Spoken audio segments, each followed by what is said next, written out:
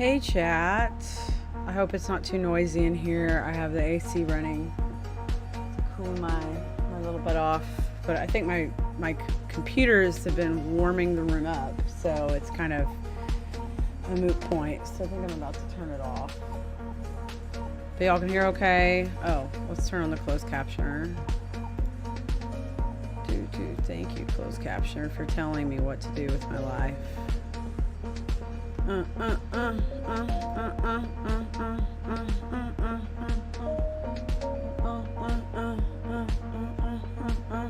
like this one.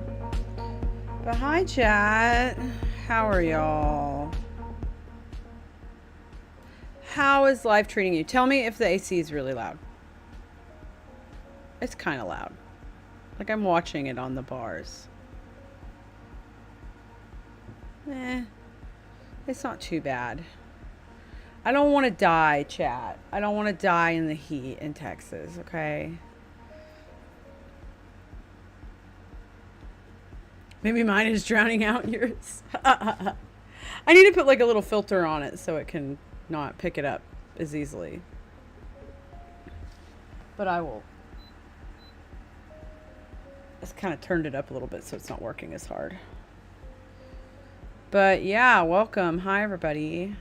It's good to see you. And you know what? I can have one on at a time. Let's turn the fan off. Turn fan. There it is. You don't know what AC is. Yeah, y'all have no clue. You don't know. It's always funny at work when I have people from those parts of the world, like especially Europe, that come in and they're just like, oh, it's like, you know, they're like, God, it's so hot outside. Then they come in and they're like, it's so cool in here. I'm like, yeah, it's nice, right? You got to have it here. You got to. It's just the law, you know, the law of your sanity, really. Not necessarily the actual law, but the law of sanity dictates that you must have some air conditioning in Texas. Let's close that window over on this computer. So, welcome in everybody. I managed to get some time to stream today. So, yay. Hi, welcome in. It's good to see you, whether you're new or old to the channel. Thank you for being here. Hey, Nick. Thanks for coming in. I see we have Mini Flames, Alien Bow, Descartes, who I call Jur. Hey, Jur. Yeah, so this weekend, I was at the Austin, like the ATX, you know, Austin, Texas TV festival or TV camp. And, it's like this this festival that's been going on. I think this was its 14th year. And, it's like kind of the ladies that run it, or that created it, kind of say it's like it's a celebration of TV or television from like current television, past television, and future television, or television to come, you know. So it was a really cool thing. So it's like mixed up, you know. They got like a lot of like little things going on, quite a bit of stuff from current TV shows or continuing TV shows, things like that, and a couple of things from new shows coming out, and then of course you know, like some retrospectives and stuff on TV shows from the past, or parties. Like I went to like a Roper Romper, which was like a kind of a Mrs. Roper themed party, you know, from Three's Company. So that was kind of fun. Met Amy Aspect, who is the late wife, or not the late wife. She is the widow of John Ritter. She was a super nice lady. She asked to take a photo with me and my friend because we were like we were doing like the little Three's Company photo op and putting on the wigs and having fun, and we were actually having a lot of fun being goofy. And then she was like, oh my God, could I have a picture with you guys? You know, I never watched 8 Simple Rules. I need to watch that. I love John Ritter. I was actually thinking a lot about him after meeting, you know, his widow, Amy, and she, you know, and it was funny because like when she walked, I knew she was I was like, I know that lady's face. Like she's somebody I've seen a million times before, but I just can't quite place her. And then my roommate's like, do you know who that is? And I said, no. And she said her name, Amy Aspect. And I was like, okay. Like, the name wasn't ringing a bell. And then after we kind of talked to her and stuff like that, my roommate comes up to me. She's like, so, da-da-da-da. Like, and she fills me in on who she is more.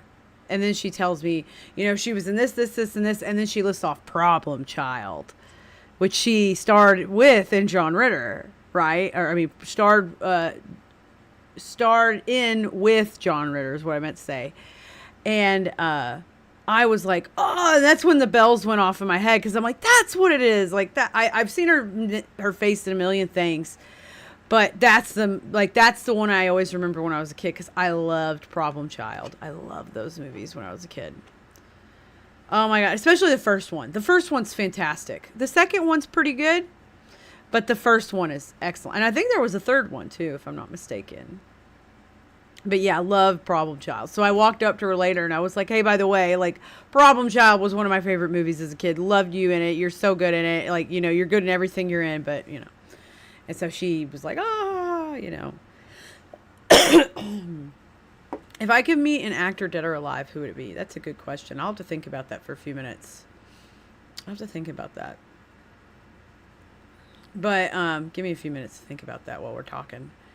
But then, but yeah, so that was one of the things I went to randomly, like on Saturday. So my roommate and I, like, we drove up from Dallas, like DFW, you know, Friday afternoon. I wanted to get out earlier, but, you know, sometimes you just don't. You just don't. It just works out that way, you know. Anyway, we got on the road eventually, and, you know, we always stop in West. There's a town called West, not like the province, like the area of West Texas. I'm not talking about the region of West Texas, because we're kind of actually going south when we're going to Austin, of course. But in the town of West, there's several places that are Czechoslovakian bakeries, because if you don't know this about Texas, there's parts of Texas called the Czech Belt, which there were like a lot of Czech immigrants that came to Texas at one point. I want to say, what time period was that? I want to say it was like the mid 1800s. I could be wrong. Czech immigrants, Texas. Here,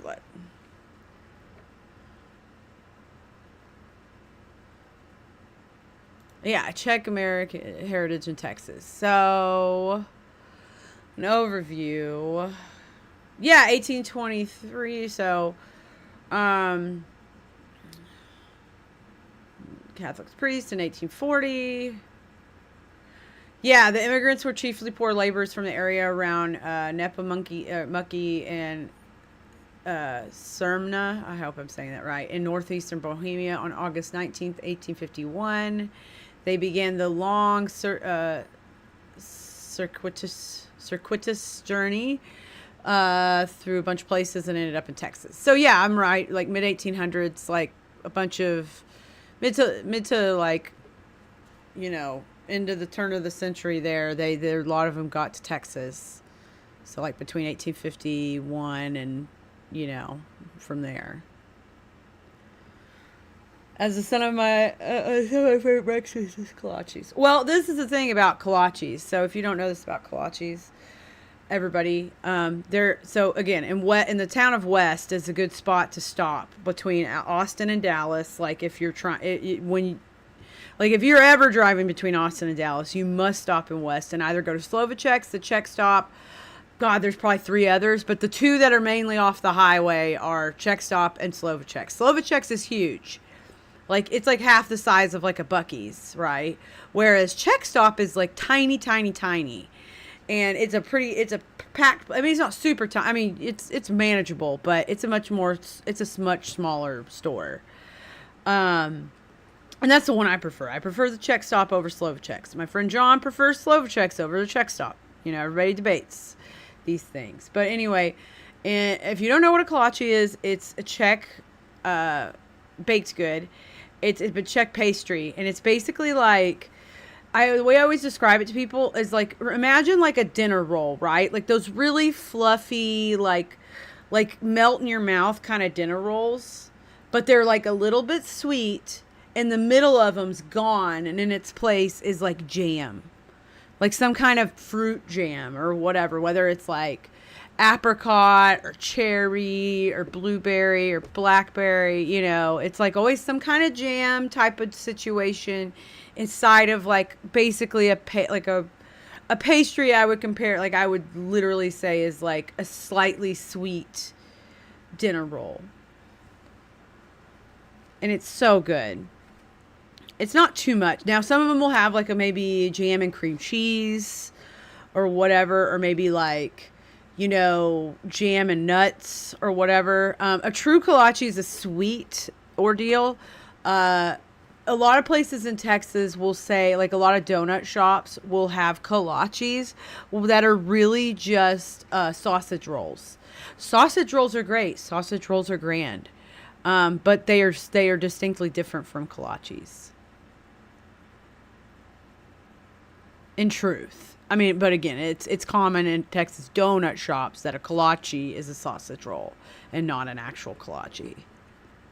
My mother used to live by the Dallas house that shows up in the opening. She met JR, but she lived like Oh, yeah. The Ewing house? You mean JP Ranch? The JP Ranch? I think that's the name of the ranch. I've done events there. I've literally been there so many times. I've done a cattle barons ball out there. Like, God, I've done several cattle barons balls out there. All kinds of stuff. It's an event. Like, for those of you who don't know, like in the show, the TV show Dallas, like in one of the shots, you see the Ewing Ranch.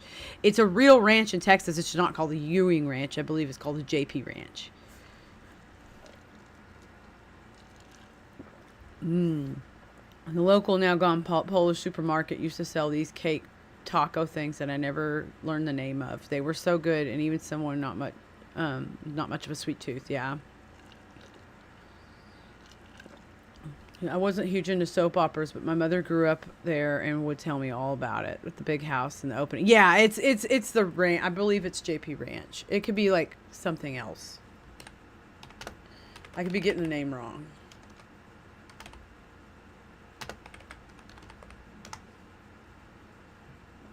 South Fork. I don't know why I keep saying JP. Yeah, South Fork. I knew it was South Fork. Yeah, South Fork Ranch. JP Ranch, South Fork Ranch. I think my brain was thinking of the logo because it's an S and an F, and I was thinking it was J&P.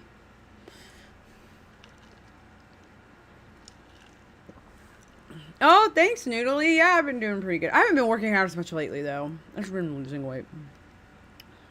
Thanks. Thanks for the butt comment. I love you, Noodly. I was born in Alabama. I don't remember much there, but we moved out to the Conyers, so the Dukes of Hazzard were originally filmed. Oh, nice. But yeah, so yeah, like I said, so anyway, kind of getting back on track. So we stopped in West, got some we just got a couple of little things, and then we discovered pecan logs. Okay. Or pecan rolls or whatever. Basically, like, like those Swiss cake rolls or like a cinnamon roll. It was basically like, yeah, it was pretty much like they're pretty much like little cinnamon rolls with pecans in them. And they're like sort of self-contained. So they're like the way like a Swiss cake roll is, those little ones you get in Little Debbie's. So it was like all rolled up and then baked, and it was just like perfectly sealed. It was so good. Pecan rolls are so good. If you're ever going between Dallas and Austin, stop in West and get some stuff at the at the check stop. And what's fun is you don't just get kolaches. Like, you look through the case as you're going, but be mindful, because if it's a busy day at the check stop, there's like 20 people literally taking orders. Like, one, be mindful. They're going to be slow because they have so many customers and so few staff compared to like customers, right? But two, take a moment to look at the case, because they'll ask like, who's ready? If you're not ready, take a second when you're finally at the case to step back and look at it and figure out what you really want. Because the better you are at telling them, okay, I need 6 pecan rolls, I need 2 apricot kolaches, I need 2 cherry kolaches, I need 3 cream cheese lemon, you know, like whatever. The better you are with that, they just love you so much. And that's what I do every time. I always kind of get up to the case, and if somebody's behind me that's ready to go, I'm like, yeah, please go. I'm like taking like one more minute here to like, and then I have my order. Like I know exactly what I want. And then they're done with my order in like 20 fucking seconds because I didn't sit there and go, well, I think I want this. I didn't do any of that. We get snappy with a place like that. I try to be considerate of those situations. Anyway, had fun. We just got a little bit that time because we were going to stop on the way back. We got up to Austin. We checked into our hotel. Literally, like Billy Bob Thornton was getting in and out of his freaking car. You know, his car as we were right standing around right there, in lines and stuff. Like, I mean, there was like. I think a lot of the celebrities were staying at the same hotel as me because it's right next to all the venues and it's one of the venues. So it was like, we had so many people we ran into on the elevator or just kind of like politely just rode in the elevator with, without saying anything and being like a fangirl, you know?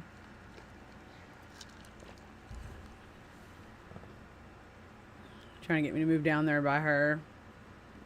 Oh, yeah, Sherman. Oh, yeah, good old Sherman. I've been through Sherman a few times in my life. But yeah, no, like, so anyway, we got there, you know, I just valeted. It was like $55 for overnight, like 24-hour valet, but I did not care because I could come and go with my car as I pleased without like resetting my valet time or my parking time. And like I said, it was $55 a night, but it was worth every penny because I didn't have to think about where to park. I just let them take my car.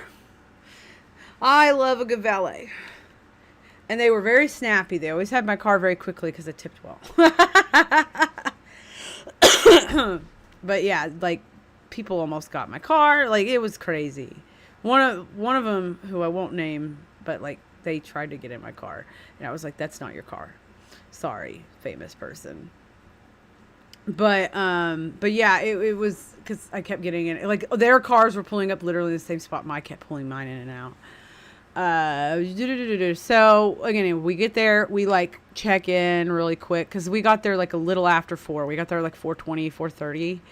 So, and like the King of the Hill thing was going to start at 7, and the line, they were going to allow people to get in line at like 5:30, like starting at 5:30, because 90 minutes prior, that's when you could start lining up. And we had like these passes, like we had the badge, we had like the big badge, which we stopped by and got like our swag and everything because where we registered, which I don't have any of the swag with me upstairs, do I? Oh, I do actually. I have one of them. Some of it's probably in my backpack. Oh my gosh. Oh, I need to put. Ah, fuck! What was that? That hurt. Ah, fuck you. Fuck you thing. I don't need your shit. Oh, that hurt. It hit my foot. But, I got like this Hulu bottle. I mean, it's just a bottle. It's nothing fancy, but, you know, a little Hulu bottle. It's like the festival thing on it. Let me go look at my backpack and see if there's some stuff in my backpack. And there's my backpack. Let's see. Okay.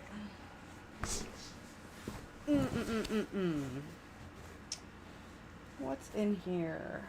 All of my fun stuff. All of my wonderful. Oh, I need to take this out. This isn't part of my swag, but I just need to look in it.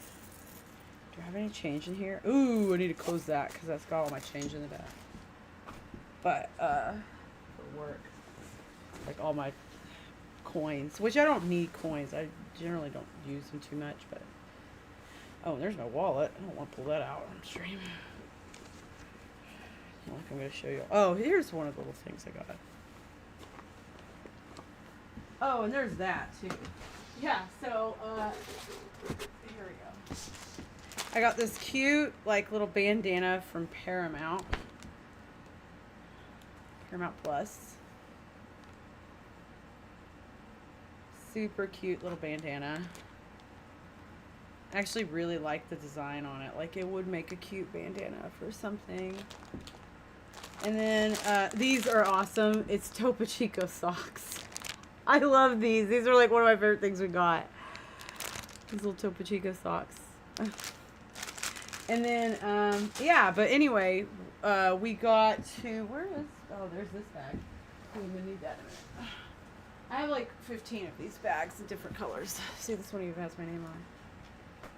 But, it's like little fanny pack style bags. But yeah, so we get in, we're allowed to get in line, and then like, and this is like, for those of you who are in the know, as we're getting in line and like we're trying to figure out where, like, because there was like 3 lines, right? There's primary, secondary, and then there's like the main line for everybody else.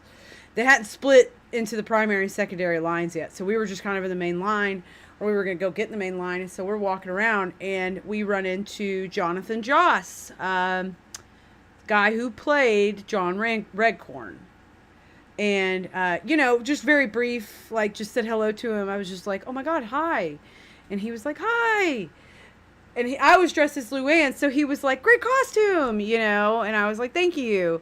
And I was like, it's so nice to meet you. And he was kind of running around. And also, we'll get into this more in a little bit, but there was like a part of me that's like, okay, I know Jonathan Joss is like, there's some stuff going on here beyond just him walking around. So anyway, I say hello to him, and he compliments my costume, and I wish I'd gotten a photo with him. I really do. But at the same time, I'm like, I got to say hello to him. So me and my roommate like said hello to him, told him we loved him, think he's great. And then we got in a line, and then we got split off into the primary line eventually. So we were like among like the first 20 people to be let into the venue, because we got like these little cards saying like our like cue card kind of things. And so we waited in line. We met these other guys while we were walking around the area, and they are the guys who run a podcast called Bois, and it's the #1 podcast, King of the Hill podcast out there. So like, good for those guys. They were very nice to meet. They actually were right behind me in line too. So we chatted on and off a few times about a couple of things throughout the waiting in line. But anyway, we eventually like went inside. You know, we were led into the venue at the Paramount Theater. My roommate and I, like, literally second row, but the 2 seats in front of us in the front row were like press seats because they had a few photographers. Out of all the events we went to, that one had the most press. It had the most like reserved seating for press, photographers, like people filming, like. Between Hulu, the festival, and whoever else, they were really wanting to get like a lot of footage of not only the panelists themselves, but the crowd reacting to the things they were learning in the panel. So I have a feeling Hulu like will make a, you know, they'll put something out with a bunch of this footage eventually.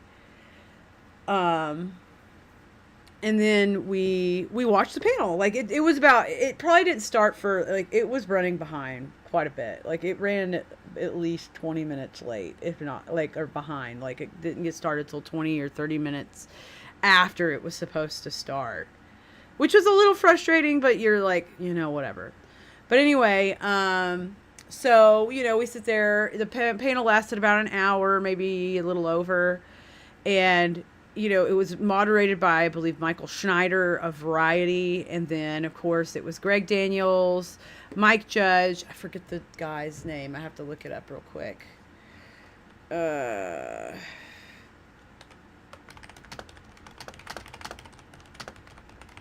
just look it up in the news.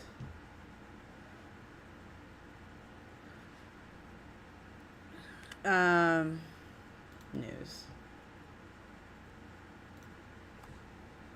Let's see. Who was at it? I'm trying to find the guy's name because I don't want to, like, you know.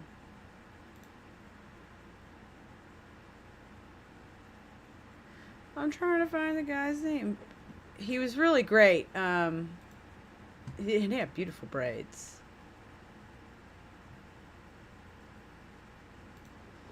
let's see. Yeah, Saladin K. Patterson. He's the new showrunner for King of the Hill. He was fantastic. He apparently like a huge fan of the show back in the day. And when he got the opportunity to be the showrunner on King of the Hill, he was like, absolutely. So I was like, it made me really happy to know the new showrunner is at least somebody that like really wanted to do it. Because I believe Greg Daniels not only was like originally like one of the creators, obviously, like he was a co-creator with Mike Judge, but I believe at the time back in the day he was a showrunner too. Hey, bite-sized hobbit, how are you? It's good to see you. Let's give you a shout out. Y'all go follow Bite Size. She's great.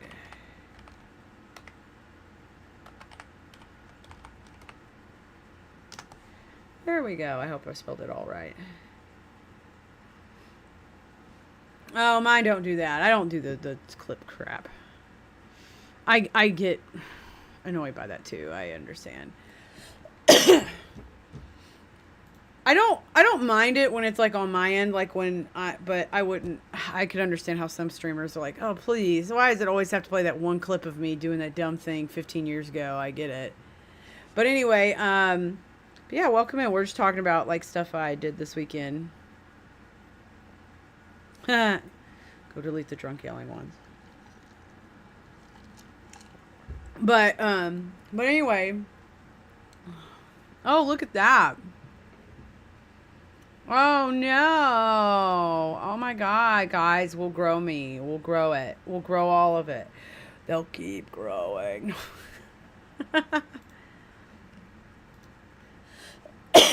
Grow your viewership.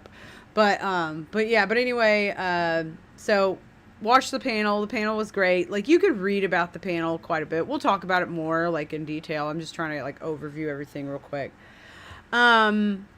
Yeah, the panel was fun. Mike Judge had some cool stuff to say. So, I mean, everybody did. So, like I said, it was, I need to reopen the closed tabs that I just opened there.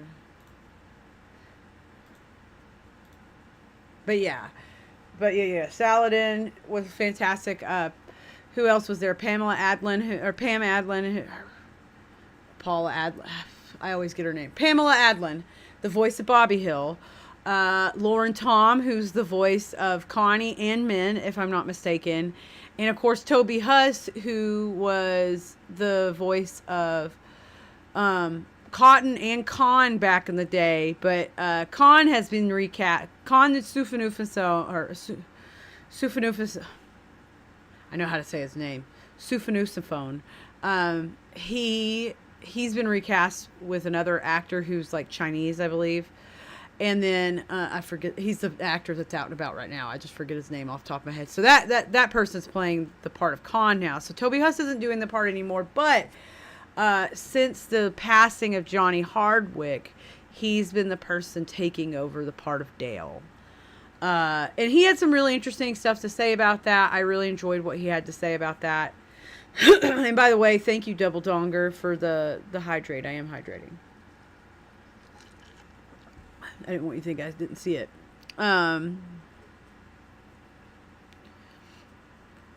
Yeah, so, we'll just kind of get into the specifics of the panel, actually. So, it started off with, like, Michael Schneider introducing the producers, the showrunner, the cast, and all that, and getting them on stage. And then he, like, immediately, like was saying stuff to, like, Mike Judge, like, how's it been, how are you, like, how do you feel? Like, are you excited to see all these people? He's like, yes, everybody, thank you for coming. And then he's like, how's it end? And, like, how's it make you feel? And Mike Judge's like, oh, we're starting? And he's like, yeah, we're here, we're starting. So Mike Judge, for a couple times, was like, okay, what? Which was funny. But literally, we weren't even there for like 10 minutes, and like they were getting into some stuff. The guy was like showing off the moderator was like showing off like some of his old like King of the Hill swag from over the years, because he's been covering the show for literally since it's been on the air, so with varieties. So he was kind of like look at this stuff I have, look at what I have.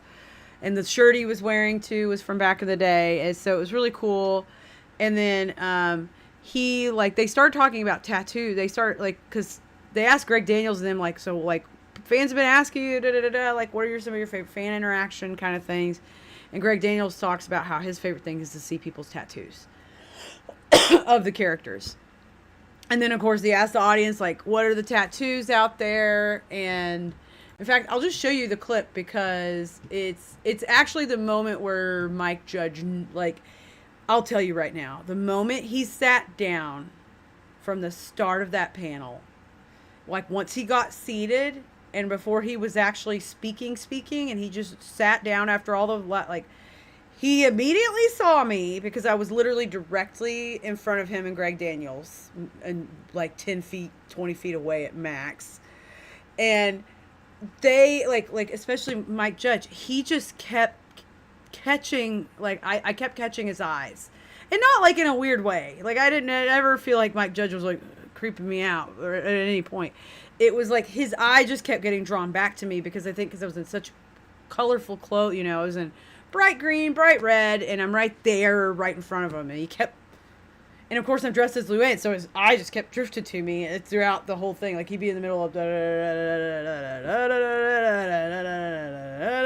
like kept looking at me, which was cool. I was like, oh my god, Mike Judge noticed me, yay!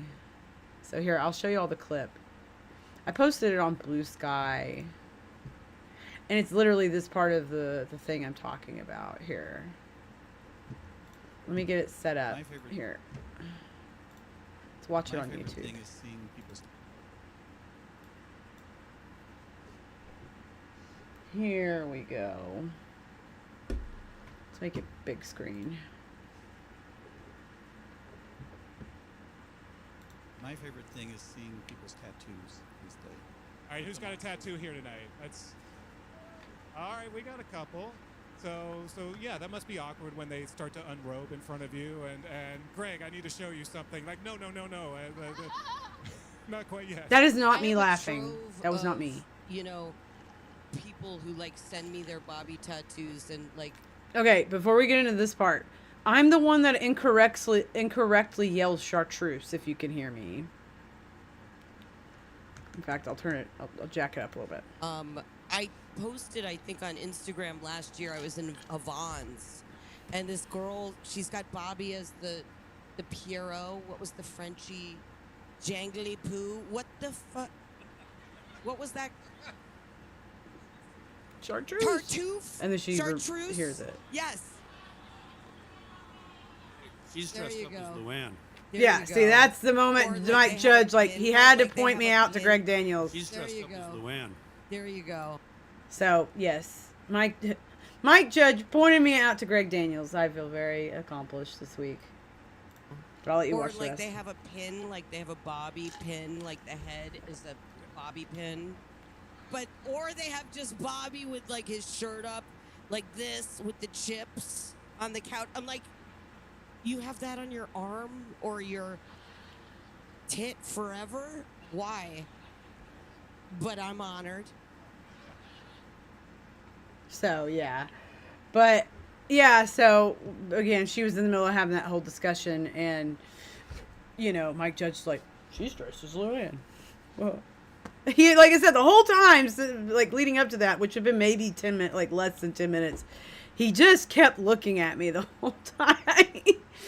Again, not, like, in a creepy way, just in that, like, wow, you're right there kind of way. Probably pull a convincing Lucky if I went to something like that. There you go. You just have to get the right shirt. Really, it'd be about the costume for Lucky.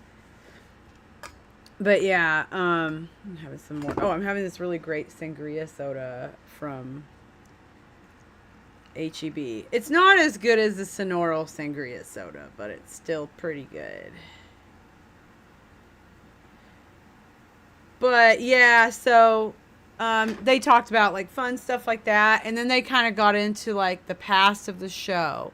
They really talked about what the show was back in the day, current, you know, like what it's, you know, they even played some clips, some kind of classic, like really classic King of the Hill clips. Like from the episode where they all started smoking because they wanted to, like Hank was trying to make a point of teaching Bobby not to smoke, so he made him smoke like a whole fucking carton of cigarettes. Shit like that. They were playing that stuff, and they were really talking about like the show's past a lot and the fans and all that. And then eventually they started to transition into like kind of what was to come. And one of the big things they talked about was like, okay, early on, Mike Judge made this joke. Like, I thought it was a joke. Early on, he said something like, one of the things we've been experimenting, we've like, it sounded like he was talking about like when they were throwing around ideas, right?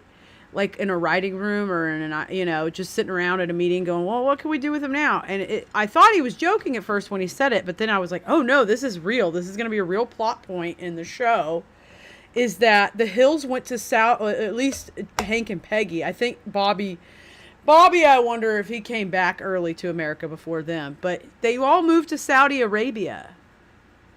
Because he got a job, like, and which, to be fair, that is not an uncommon thing to happen in the Texas oil and gas industry. You would be surprised at the amount of Texans that have done time working in Saudi Arabia.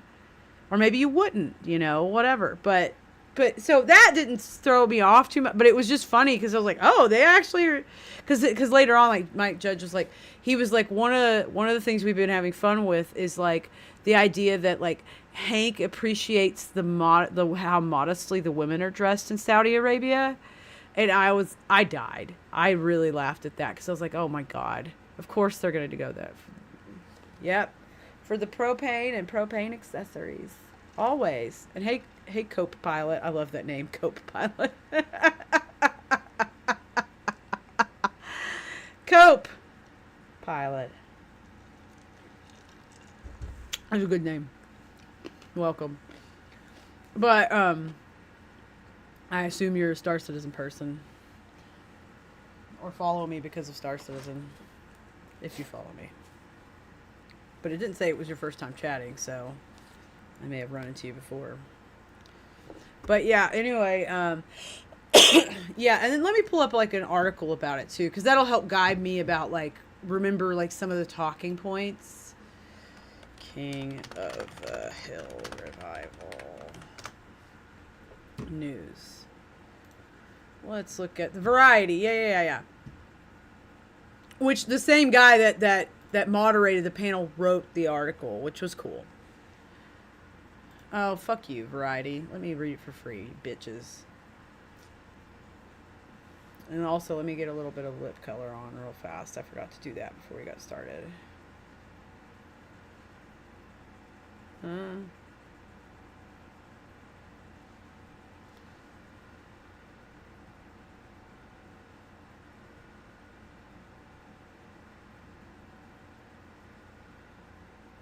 There we go. Just a hint. Just enough to give us a little lift. There we go. There. But, oh, right. Okay. I wondered if it was a changed name, but I didn't want to pry. Oh, right. You still wrote my character file that I made. Nice. But yeah, so they sat down, they like talked about a few fun things. They got into they talked about what was important about the show. And one of the things that they I really liked what I'm trying to find her quote. What's her face? The lady who does Lauren Tom. I'm trying to find her quote because she said the most. I started to tear up when she said it. I'm trying to find it.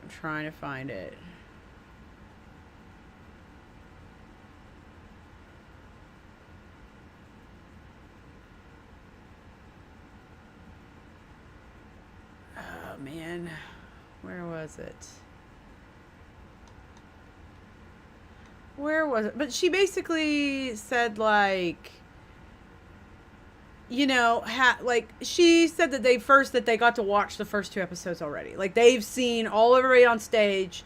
probably except Michael Schneider for Variety, but all the cast members and producers and whoever else, they all had seen at least 2 episodes of the first season so far. And she said this thing about like how she couldn't wait for people to see it because every time you see one of those characters walk on screen, it's such a little lift. And I was like, and she had been talking about how like fans, I think she had been like commenting on how fans over the years like had told her how like, you know, that's my dad, that's my uncle, that's my aunt, that's my grandma, that like which is a phenomenon I think that is like a lot of people have a King of the Hill, is because it's so grounded in reality. It's like, you know, there's always a character on that show, like in every episode, that you know somebody just like that.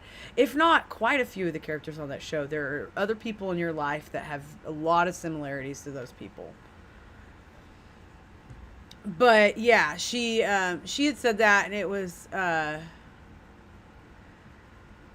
it was good, you know. But they did at some point talk about like the idea that like why they aged them up. Like, in fact, let's just read the article about it, and that'll help inform. I'm just gonna read you through the article because it's gonna be a better deal to do because it's gonna kind of be put together. But it says King of the King of the Hill revival. First details. Hank and Peggy are retired. Bobby's a Dallas chef. Dale was briefly Ireland's mayor, and more. King of the Hill fans are a passionate bunch, which is why star Pamela Adlon says she's gotten used to people showing her their tattoo of her character, Bobby Hill. I have a trove of people who send me their Bobby tattoos, or they have a Bobby pin, the head is a Bobby pin, or they just have with his shirt up and the chips in the mouth. I'm like, you have that on your arm or your tip forever? Why? But I'm honored. Adlon and fellow King of the Hill stars Lauren Tom, Connie, Toby Huss, Con Cotton, and now Dale join creators Mike Judge, also the voice of Hank Hill and Boomhauer, and Greg Daniels on Austin's Paramount Theater stage Friday at the ATX TV Festival to reminisce about the series' 13-season run and give some hints what's to come as the show is revived for season 14. We all grew up together, Tom said. When we first met coming back, it just felt like a giant family reunion. They let us see the first 2 episodes before we got here. I can't wait for you guys. Every person that comes on screen and speaks just gives you a little lift. Yeah, and that's where I started crying, because I was like, she gets it. She gets what the show's for. Judge, who was coming off the success of Beavis and Butthead when he partnered with Daniels to create King of the Hill in 1997, recounted how Spike Lee's Do the Right Thing actually inspired him to make the show. I actually really like this part because he's talked about this before. He said, I used to live in Richardson, Texas, outside Dallas in the early 90s, and Do the Right Thing came out, and I remember thinking, I've never been to Brooklyn, but you could just tell there was something like, wow, this is really nuanced. He said, it seems real. Why can't someone just do this but our little neighborhood? I hadn't seen anything like that. So that was like a really cool thing. He talked about that, and like they said, he's talked about the Spike Lee thing. And I've seen an interview with him before where Howie, what's his name? Howie Mandel? Yeah, Howie Mandel, the comedian slash game show host, had been like asking him like where Hank Hill came from. This is like an older interview. And Mike Judge basically says that like Hank Hill came from his neighbors in Richardson because he had. And he tells the story of like how he had like this wasn't something to discuss at the panel, I'm just telling you this. But he had basically said that like there was a storm that came through and fucked up part of his fence, and the next day he's like trying to kind of put it back together, and then it's like one of his neighbors like, well, you can't do it that way. You know, you're going to need to pour new cement, put a post in, like basically he needed a new fence post, not just like a new fence slats. And so the neighbor and the other neighbors just kind of took over. And he's like, that's kind of where that came from. Like, that's where Hank Hill came from, was that neighbor, like, being that guy that day. And then all the other neighbors. So, like, literally his whole inspiration outside of the, like, watching Spike Lee is also just his neighbors, like, his actual neighbors back in Richardson, which I always thought was really cool. Because he tells a story how these guys just basically take over the fence project and pretty much do it themselves without him. And his wife's like, what is going on out there? He's like, I don't know. They're fixing the fence. I'm not going to complain. But it says, it was during San Francisco Sketch Fest in 2017 during a 20th anniversary King of the Hill table read, the episode Husky Bobby, that the audience's strong reaction first gave Judge and Daniels the idea to perhaps bring the show back. The duo pitched the idea of a revival to Fox, where the show ran from 1997 to 2009, and they weren't interested. It took a while, but as Hulu started to build up its animation docket, the momentum grew. Adlin said she would hear from Kathy Najimy, who plays Peggy Hill, every once in a while about the latest rumor that King of the Hill was making a comeback. I never get gassed up over stuff like that until it's real, she said. And even at Sketchfest, which was the best feeling and experience, I was like, nothing is going to happen. I never like to wish for things like that because it's too big of a dream. But Judge and Daniels landed on an idea that got them excited. Age up the characters to the present day. When we start talking about aging the characters, the idea started coming, Judge said, just because it's such a grounded, realistic show. It just seemed right that they'd be older, that just seemed like the right thing, which I totally agree with. That was actually when when the whole thing first got announced, and I'd heard that one of the big deals was they were going to age up the characters. I thought that was like really, really, that I couldn't do King of the Hill if it was the same people acting the exact same.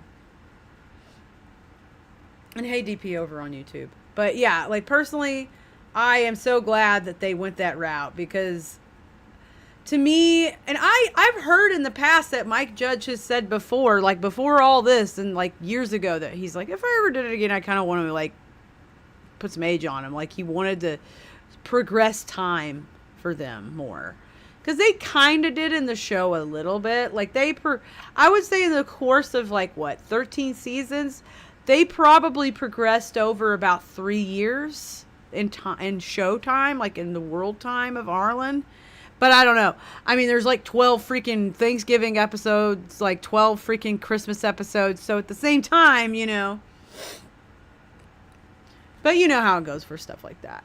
But anyway, I was super happy when they started talking about that, because I mean, I knew that was part of the deal. I knew that going into the panel, but it was nice to hear them talk about like a little bit about, like, touch on that a little bit and why it was important to do it. And I get that, like the ideas start, like he said, the ideas started coming when they were like, yeah, we'll age up the characters. And that makes sense, because you've played them out at the age that they've been at. Like a 12-year-old Bobby, there's enough there. We don't need any more 12-year-old Bobby.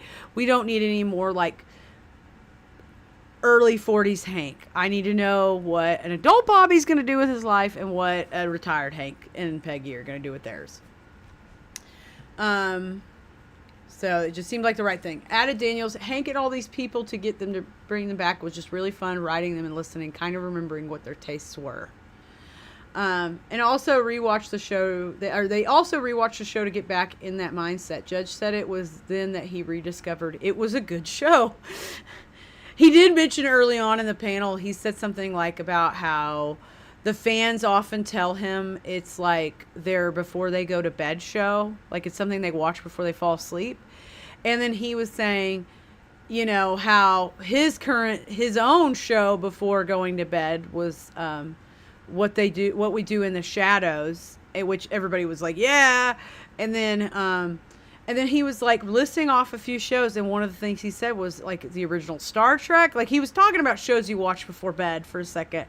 And then he seemed to kind of indicate like that's kind of the mark of a good like it was a good show, like as in if it's in that place in life for people, it was a good television show, which I thought was pretty good logic, because at first I was like gonna be like, no, like don't feel bad that people, like I was thinking in my brain like don't feel bad that people watch it before bed, but he accepted it as a positive attribute, or a positive, like a compliment to the show, which it should be. From there, it wasn't hard to get the actors to sign on. Tom laughed. The reporter had asked her whether it was a hard decision whether to return, or that they had to be convinced, to which Adlin quipped, we're actors, we're whores, I don't care if it's good, which she was like, like why wouldn't we do it? The 14th season of King of the Hill will debut all 10 episodes on August 4th via Hulu. Here are a few more tidbits about the new season we gleaned while moderating the King of the Hill panel at Austin, Texas.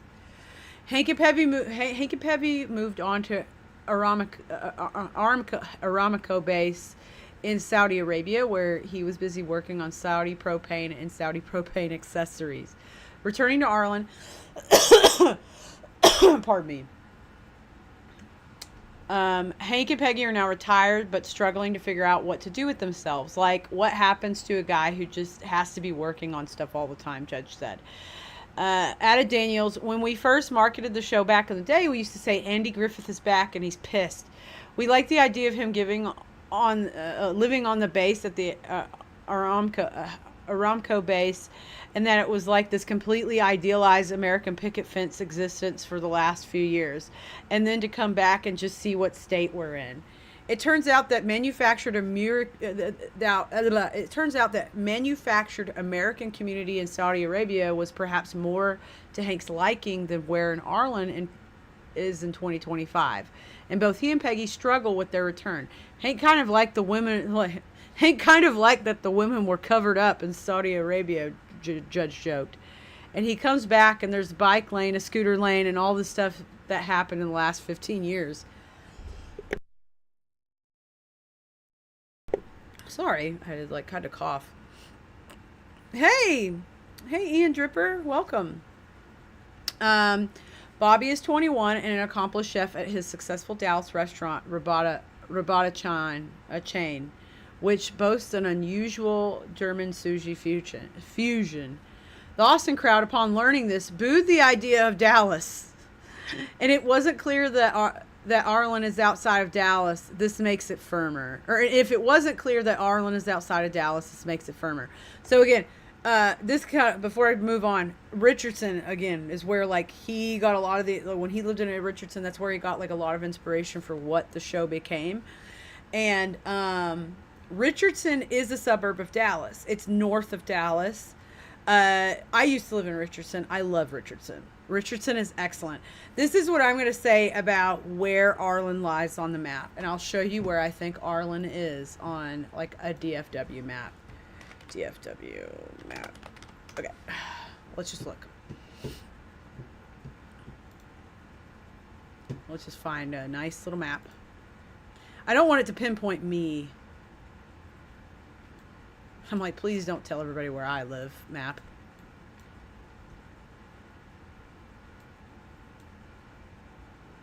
Okay, there we go. Okay. Can we clear all these? Can we clear all these searches? Anyway, here we go. I'll show y'all. I'll show y'all the map of Dallas. So here's Dallas and Fort Worth, and then there's Garland, right? Garland's important. So there's Richardson right there. Let's zoom in. I think that Arlen, if we were to put it on the actual map of Texas, I think Arlen is right here. It's right between Richardson and Garland, because he actually was born and raised in Garland, and then again had a lot of inspiration for what happens in the show in Richardson, which Richardson's kind of more right here, right? This is Richardson, this is Garland, and it kind of blends. So I think that Arlen is basically between Arapahoe and Buckingham. And it's between Grove and Jupiter. So I think this is Arlen right here. I'm just telling y'all, that's absolutely where Arlen is. Because again, Mike Judge raised in Garland, but even though this says Garland down here, all of this is Garland pretty much. So I want to, and then Richardson's a little smaller. So I think that these 4-ish blocks, maybe even these 6, or not blocks, but this right here, this is all, that's Arlen. So we're calling it. Arlen lies between Grove, Shiloh, Arapahoe, and Buckingham. So the Arapahoe, Shiloh, Buckingham, Grove loop, that's Arlen, as far as I'm concerned. And that's where we're gonna do it. Somebody make a clip, send it to the internet about where I'm saying it is. Anyway, It's in that sweet spot between Garland and Richardson.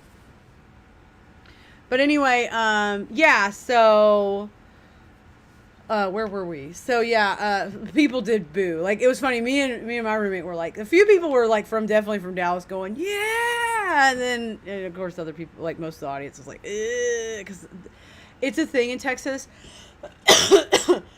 If you're not from Texas, God, it's like I got something in the back of my throat and I just can't get it out. Like a little bit of phlegm or something. It just won't go away. But if you're not from Texas, which is fine, many of you aren't, it's a kind of, you may not be privy to it, but like the rest of Texas really hates Dallas. They really hate Dallas. Dallas is like super, super money. You know, it's definitely the most capitalistic of all the Texas cities, so that's probably part of it. Let me find it.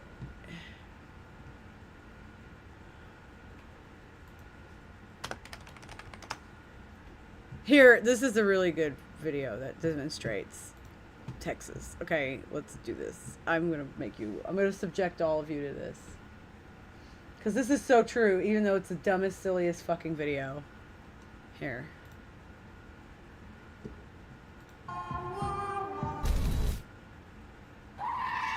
Oh wait, where's the audio? This is not the one I was looking for.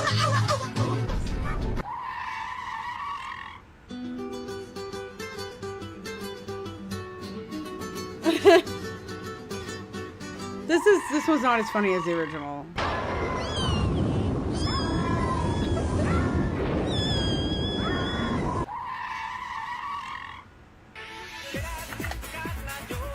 Yeah, that gets it wrong. Dallas is not big on cowboy culture. That's where I'm from. Well, this sucks. I gotta find the better video, because there's one that's really fucking funny.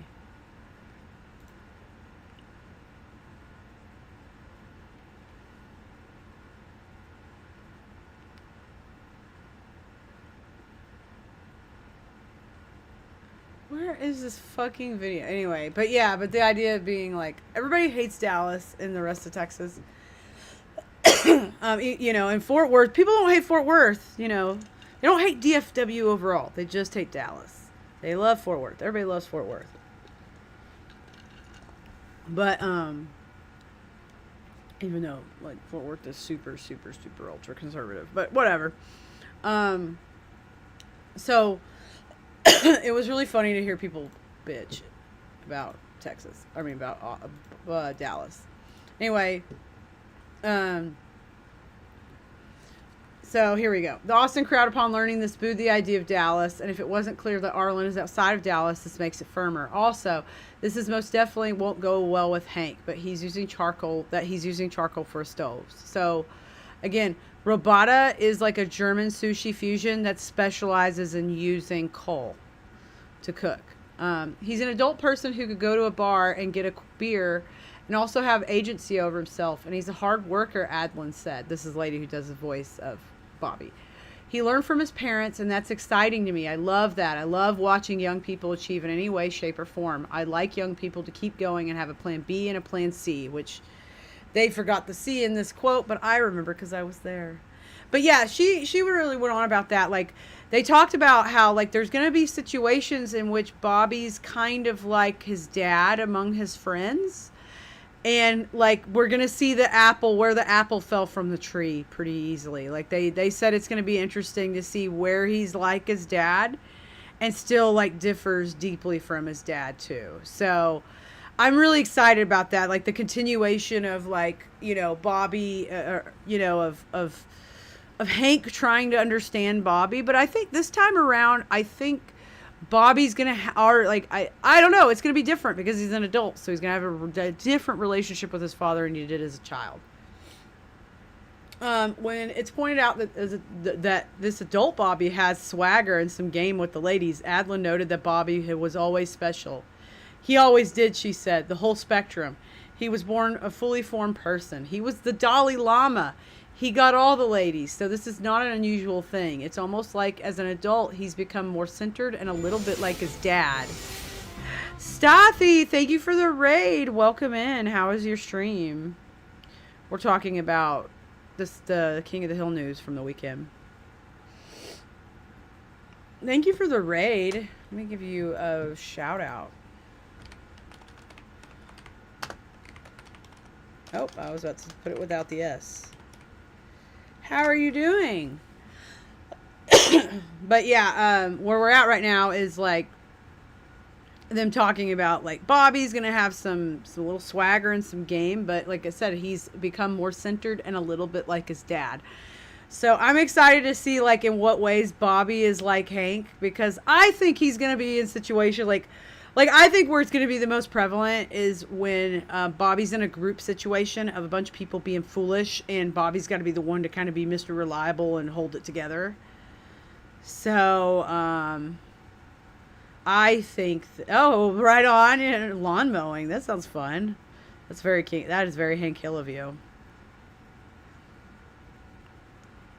Oh yeah, there you go. There you go. Well, thank you for the raid. I appreciate you.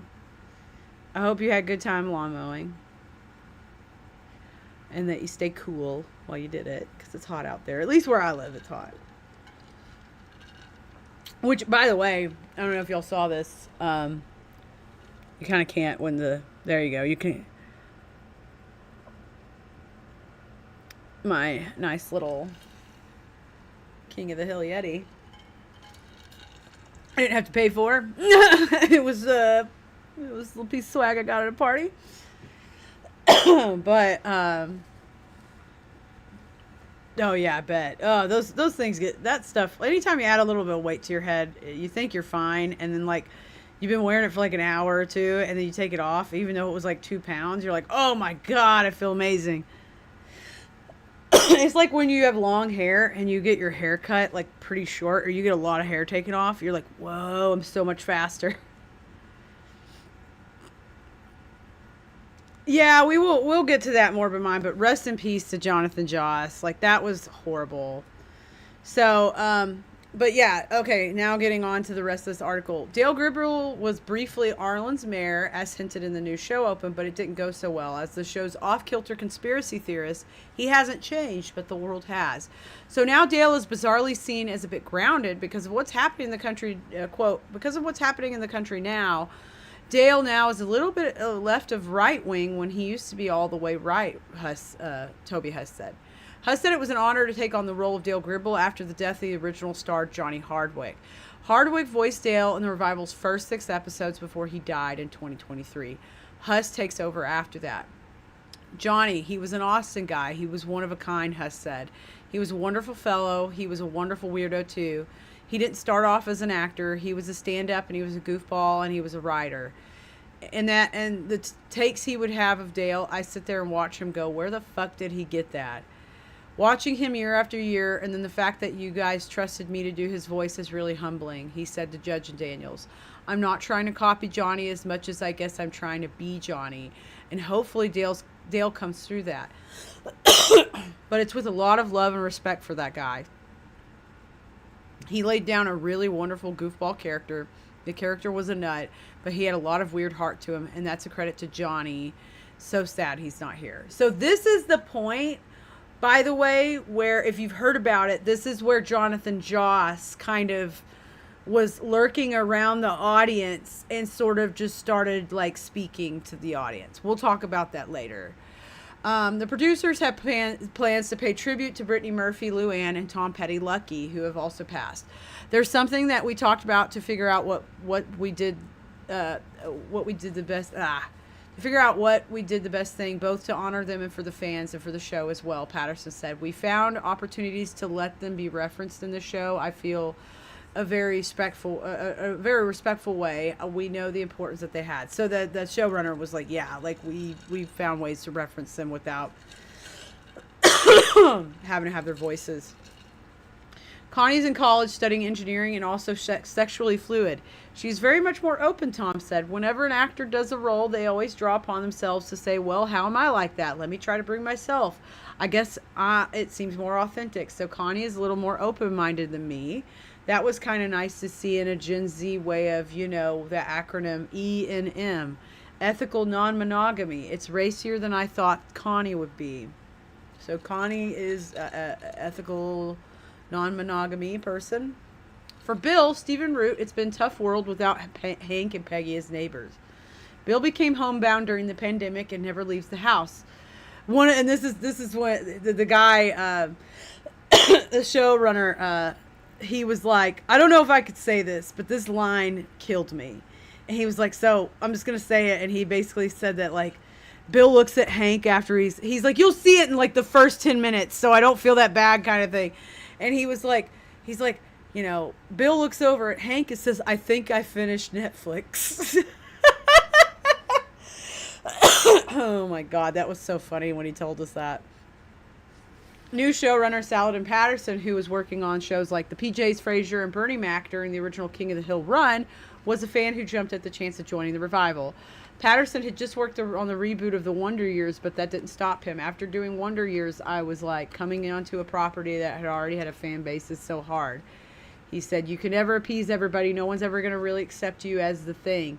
And then they said King of the Hill was available, and I said, I'll do it. I was a huge fan of the original, and then for the first time I sat down with Mike and Greg and saw the vision they had at it being present day with the characters. I thought we hadn't seen that before. There's so much to tackle creatively with that. Honestly, it was just an opportunity to kind of join a family that I'd always watched from afar.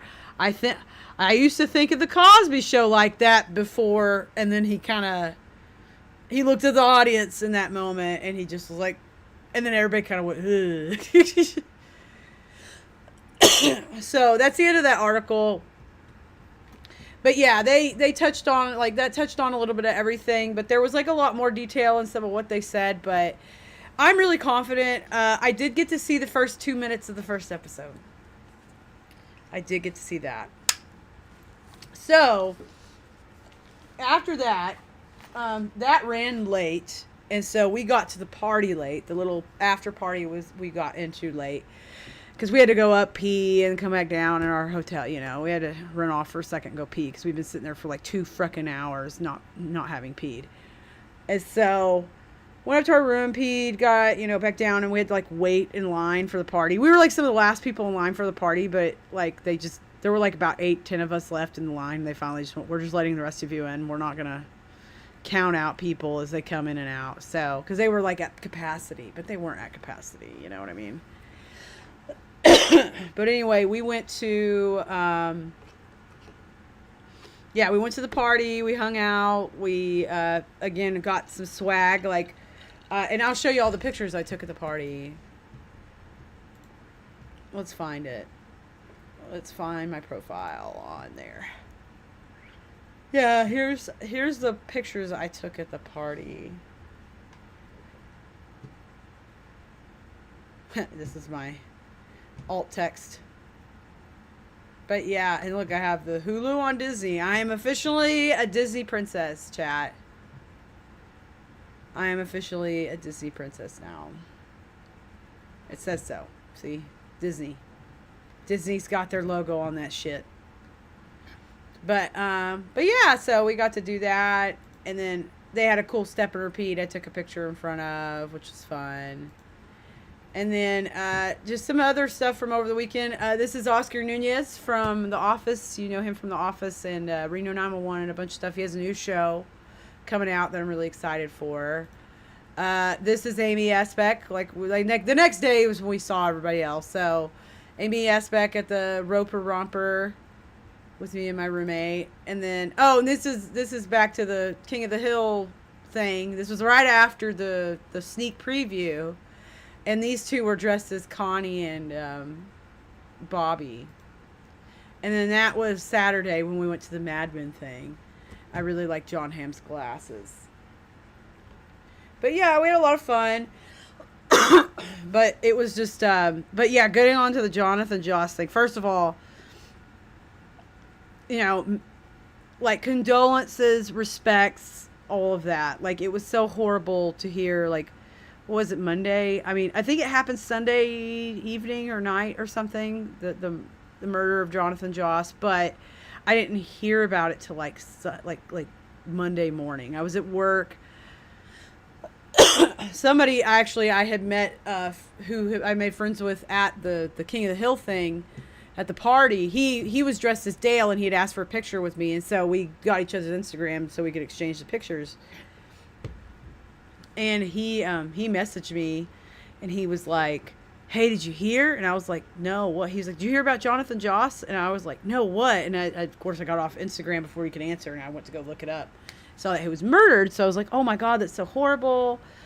And and then, like, later in the day it unfolded more with like his husband saying like it was a hate crime. Now here's the thing. I am not making any assumptions of anybody. I mean, I hope that San Antonio police effectively investigate the crime and put justice, like justice is served. But at the same time, I know this is Texas. I don't, there's certain, let's just be frank, like, certain groups of people don't get treated as well here.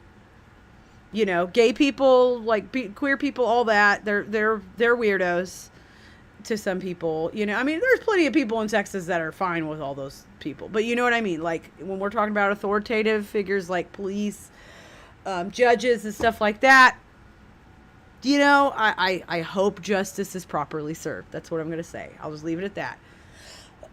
But I will also say, leading up, I remember seeing, and again, by no means when I'm saying this does will I ever imply that that Jonathan Joss at any point he never deserved what happened to him.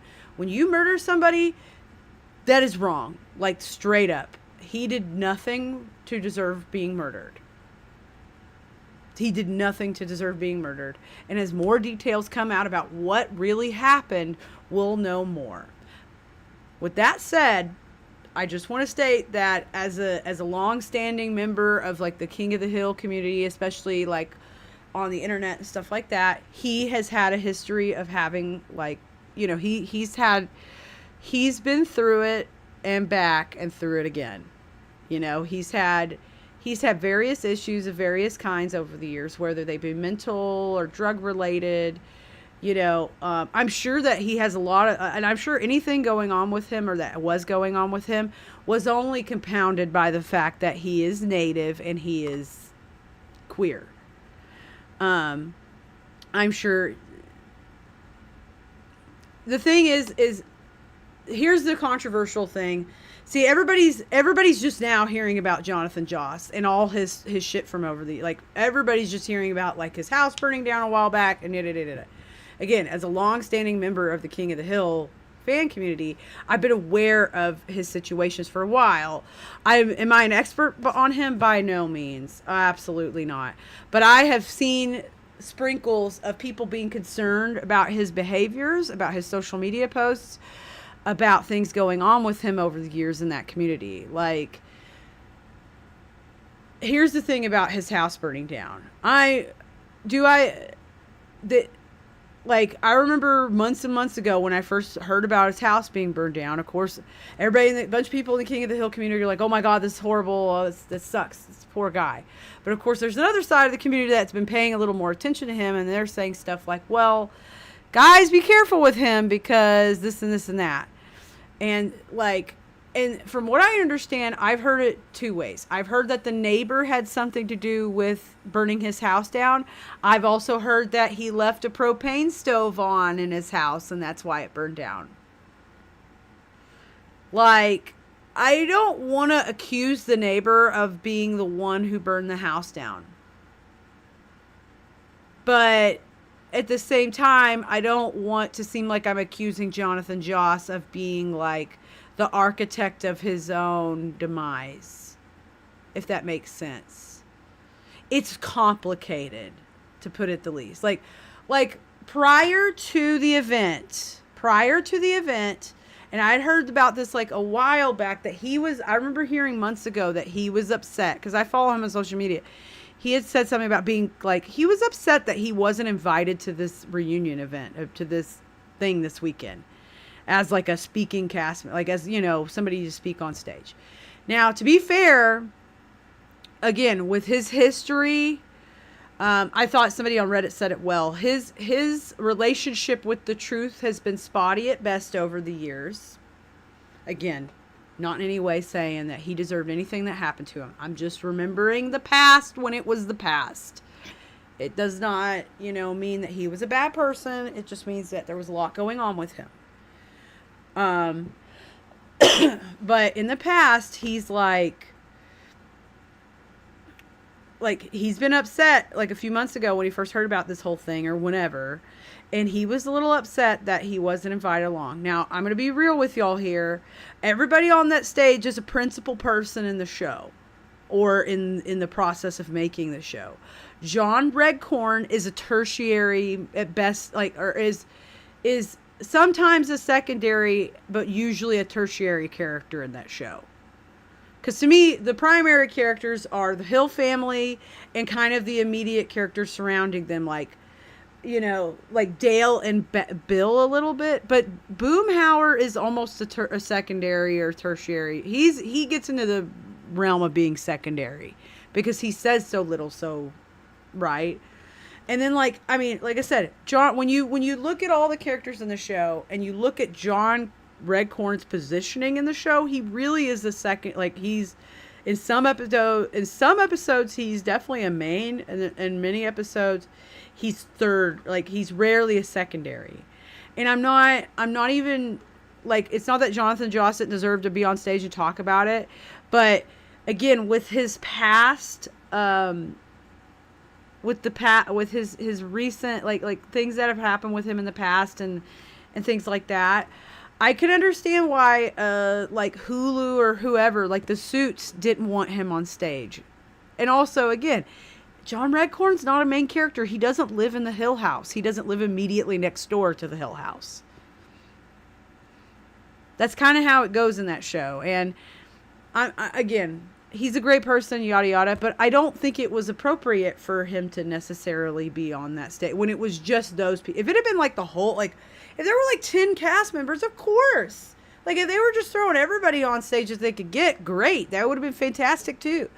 But the 6 that they had were like 6 principal people, actors, or both, you know, because Mike Judge being both, because he's Hank and a producer, right? So, with that said, Jonathan Joss was like kind of butthurt leading up to all of it that he wasn't invited. And again, I think there was probably a risk factor with him not being, like, his behavior and some of the things he says off the cuff. I could see where that would be like, we don't want him to give him a mic today. So he was running around in front of this, like, around the area. He was in Austin that weekend. He was running around in front of the theater. Me and my best friend, we got to say hi to him in passing. I told y'all that earlier. Like, we briefly said hello to him because I noticed. I was like, "Oh, hey, it's Jonathan Joss." As he walked by, as he was about to like walk by us, he was like, "Hey, how's it going?" And we were like, "Hey, it's so good to see you. How are you?"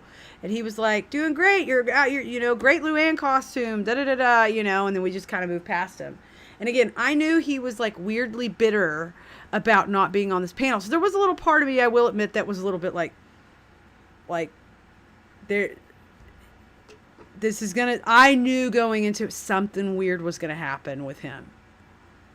And it did, because about 45 minutes into the panel, he was like in the audience, but he was like walking around here and there. He was standing up and walking around.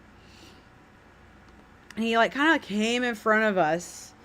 And he got like next to one of the Q&A mics, which they didn't end up doing a Q&A, I think, because of that. And also because it was running so far behind. They probably just didn't want to. But he tried to get to a Q&A mic. He stood next to it, but they never cut it on. And he kind of rambled on about...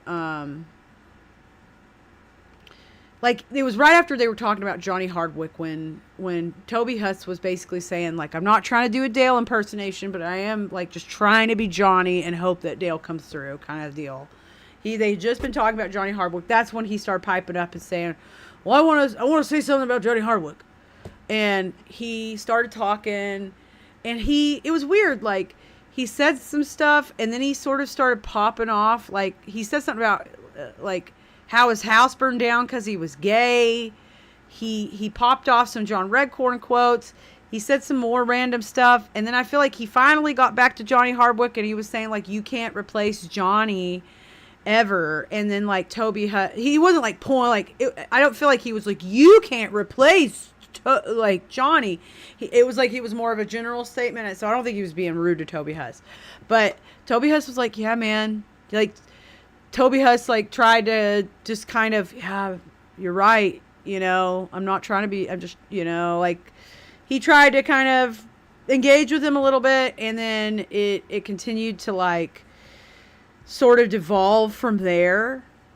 And then Mike Judge at that point pipes in and is like, hey, everybody, this is Jonathan Joss. He plays John Redcorn. You will see him in the revival. He is coming back. Like, he kind of, like, did the, hey, check it out, it's Jonathan Joss thing. And sort of gave security the cue to, like, do something. Which they did. I think they just kind of scooted him out. I don't know if they scooted him all the way out, or if they just made him, like, sit back down or what. But it was awkward as fuck. I felt bad for Jonathan Joss. I felt bad for everybody on stage. It just, the whole audience, we were all just like, oh, this is odd. And the thing is like, clearly the guy was having a rough time. I mean, we've been hearing about, again, since the house burned down, like, a while back. Like, I've been aware of, like, Jonathan Joss's struggles for a while. But not everybody is. And that's the thing. Like, I would say, like, out of the King of the Hill, it takes, like, the really hardcore community, or the people who really pay attention all the time. We're the ones that have been the most aware. I mean, there's even, like, the guy that I was telling y'all about earlier, the dude that was dressed as Dale that wanted a picture with me at the after party, the one that had told me, like, did you hear about what happened to Jonathan Joss that morning, Sunday morning, or Monday morning? He told me he was actually really good friends with Jonathan Joss, and that seems to be a common theme in the community, is several people throughout the King of the Hill community have, like, had personal interactions with Jonathan Joss, to the point that they've exchanged information with him. And they've, like, done things to help him, whether it's, like, you know, give him some money, or like, buy him a meal, or give him a ride somewhere. Like, a lot of people have tried to help him throughout the community. And this guy was saying he, like, had a regular, like, you know, they talked on the regular. So he was really busted up about it. And I felt awful for that guy.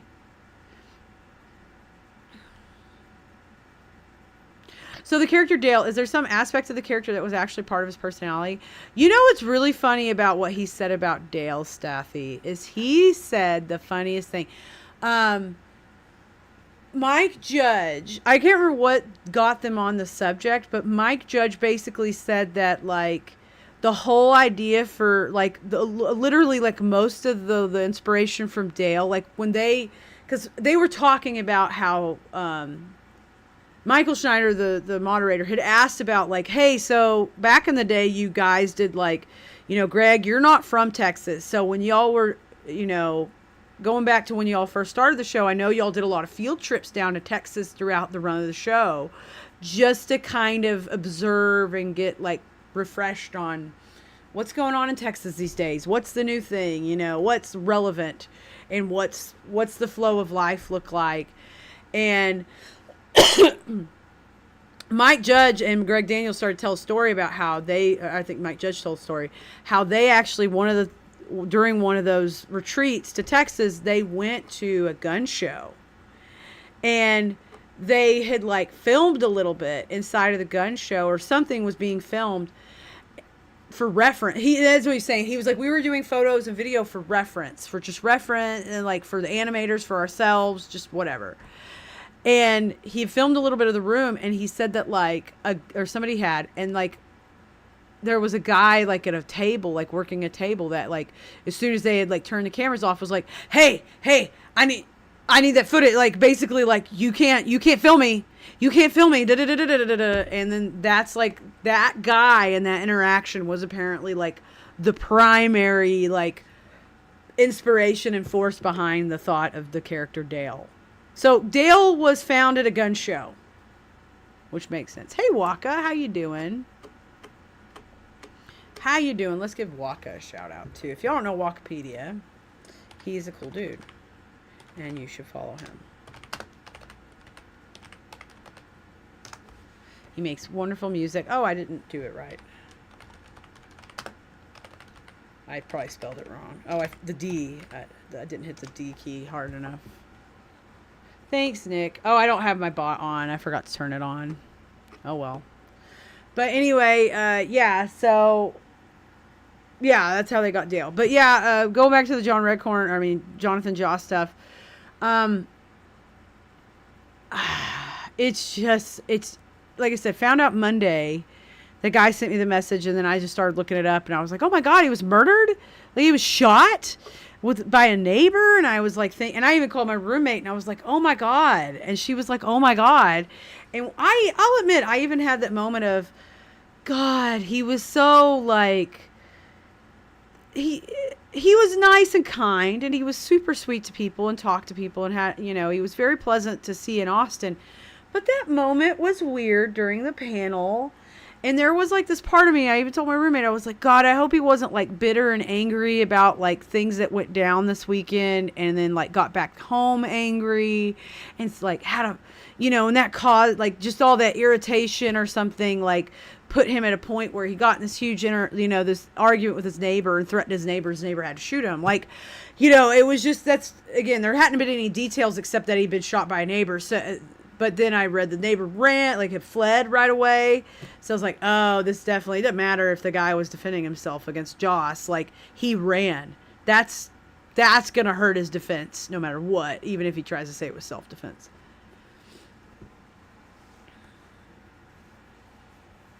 Yeah, I know, right? But yeah, it was just weird, like, to know that, like, you saw somebody, like, literally, like, 48 hours before they were murdered. And again, I just said hello to the guy. It's not like I had like a whole thing, and I'm not gonna be like, oh my God, I feel so horrible. Like I'm one of the last people. I'm not gonna do all that, like, pay attention to me bullshit.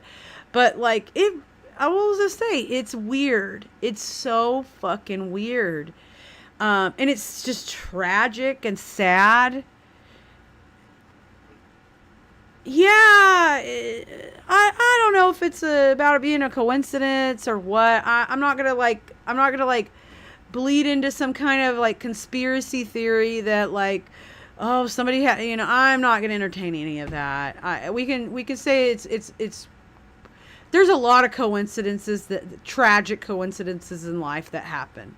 I mean, for example, Theodore Roosevelt's mother and wife died on the same day in totally separate incidents.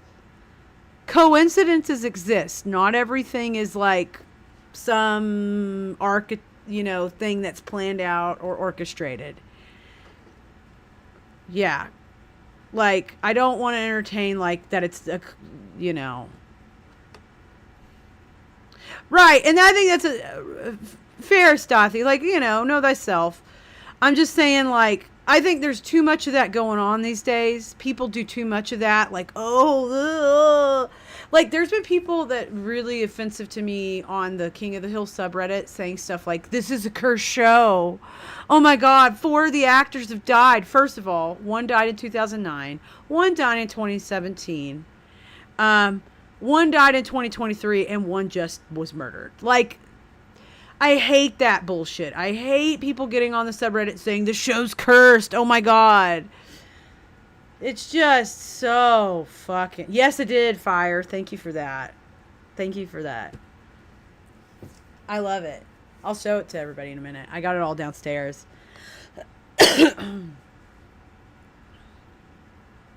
Exactly, Nick. That's a really good way to put it. And I'm not getting on to you, Stothy. Don't take it as me like, rah, rah, rah, rah.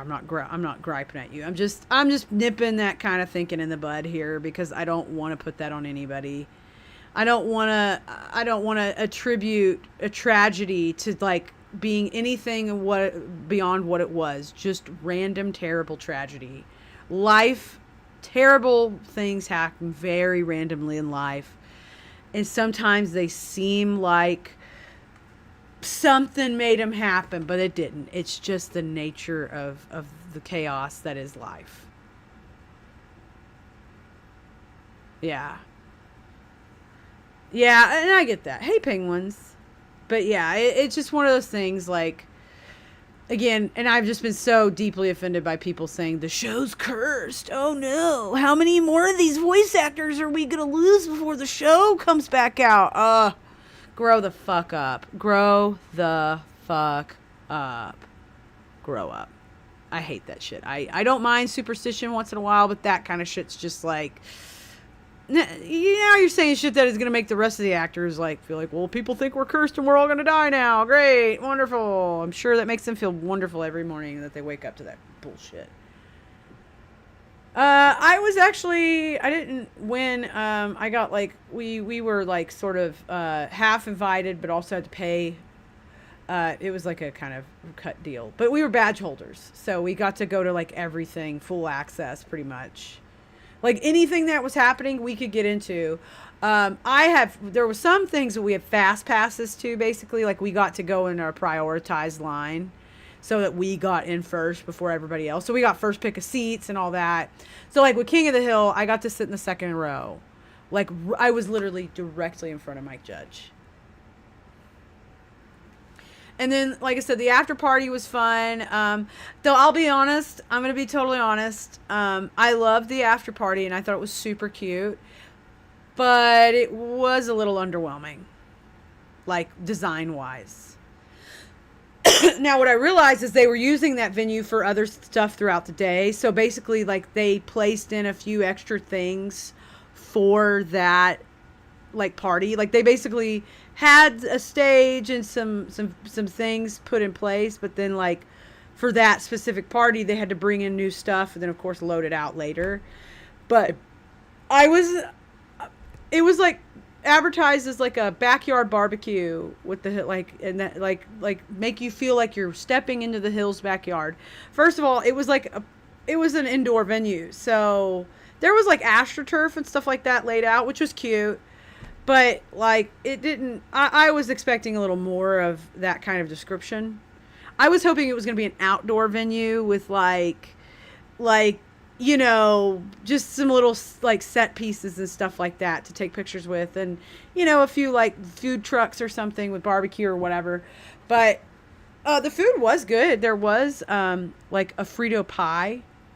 We had Frito pie, Frito chili pie, which is very Texas thing. And there's actually an episode of the show where Peggy makes a Frito pie. So we had a Frito pie. And then, like I said, they gave us these, you know, it was funny. I was actually going to like not grab one because I thought it was just the ATX festival. I thought it was just for ATX festival. So I was like, oh, I'll come get one later. And the lady was like, no, you want to grab one now before they're gone. Because there was like a whole stack of them. And I was like, you're right. And I didn't have an extra bag. So I was just like carrying everything awkwardly and kind of found a place to park it and set my stuff. And then like once I turned it around, I realized, oh my God, it's, if you can see it, I'm trying to like shade it so you can see it properly. But King of the Hill Yeti, which I love so much. I've been using it all the time now. And it was a good Yeti. And it's funny, I've always wanted the little shorty Yeti, but with the handle. And I've had one in my cart on Amazon for literal years. And I'm so glad I never bought it because I got this instead. Even though it doesn't have the handle, but I really like it. So yeah, ATX Festival, King of the Hill. Oh. Another piece of swag I got from the party. There wasn't much swag. Maybe there was. I think there were Alamo cans that you could take home. And I didn't get one in time. But King of the Hill can opener. Also has the ATX TV Festival stuff on it. But that'll be...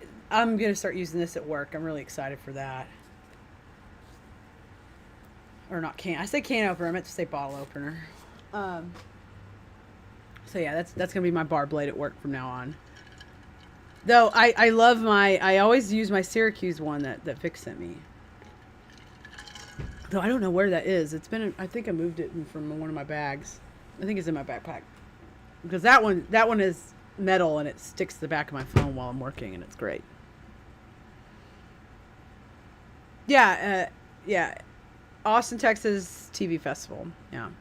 Now, again, this was the 14th year of the TV Festival. This is my first year attending. I primarily attended for King of the Hill.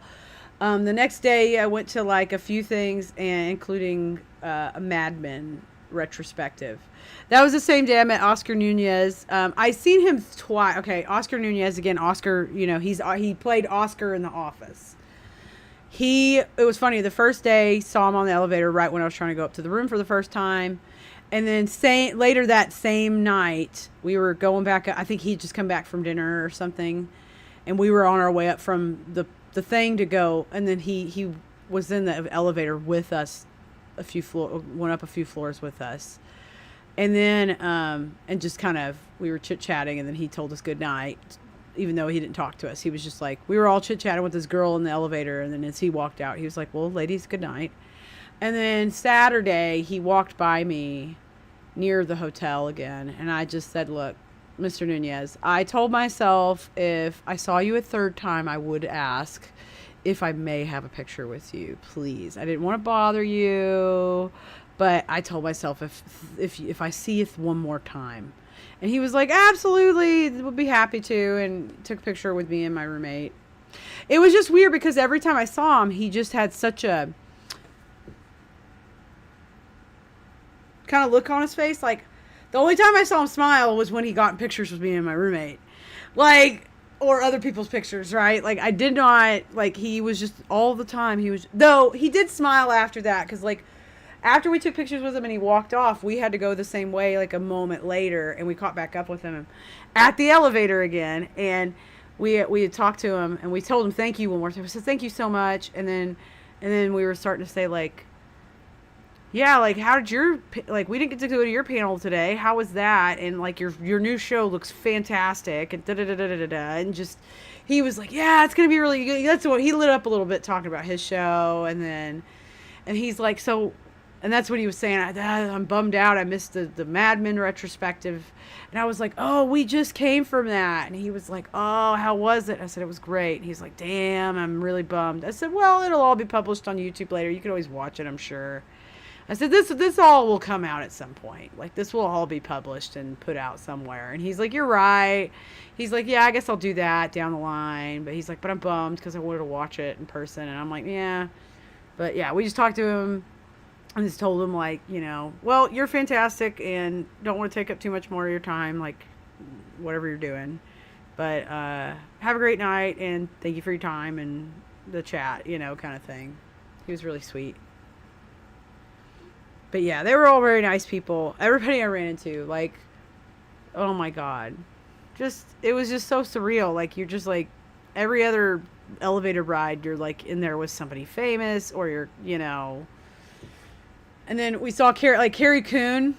Oh my God. Oh, she looked so fantastic. We went to like a thing about that show, The Gilded Age. And she walked right by us like 2 or 3 times coming in and out of that theater. Because we were in line to go into the theater and she walked by us. And then at one point, again, like I can't tell you how many times I was getting like our car out of valet or putting it back in a valet and a celebrity's car was either right in front of or right behind ours. Like their driver, their car with their driver, their limousine, which is always like a Yukon or a Suburban or an SUV or something. Never an actual limousine anymore. But yeah, we did all that. And then, gosh, but she was just wearing this very simple, great yellow dress, and then like a long gray jacket. And she just looked fantastic. God, they even had a thing about Andor on Thursday, the first day that we didn't make, like we weren't even there till Friday. But they had an Andor thing on Thursday. Which was probably like a, hey, this show's over now, but how did everybody like it kind of deal, that kind of deal. I mean, there were so many television shows, like either being talked about or whatever, like whether it was a past one people were doing like a retrospective on, There was like a Golden Girls table reading the last day that we didn't get to go to that I totally would have loved to have gone to. Like, again, they said that their festival is about celebrating TV of past, present, and future. So, Section 31 sucked. I was so sad at how much Section 31 sucked. And it was like, poor Michelle Yeoh. Like, she's so talented and she's so beautiful. And before that came out, like, she knew. Because she was saying, like, I don't think the fans are going to be into this. This isn't, like, original. Like, she said something like, it isn't like TNG. And I'm like, girl, if you got to say that, that means it's bad. Like, it's not about the fans wouldn't accept it because it's not like other Star Trek. The fans wouldn't accept it because it was bad Star Trek. It just was. Yeah, anything with just Michelle Yeoh's character was great. Like, all of the stuff focused on her character was fine. But all those other characters in that show, ugh. That movie, it was just sad. It was sad.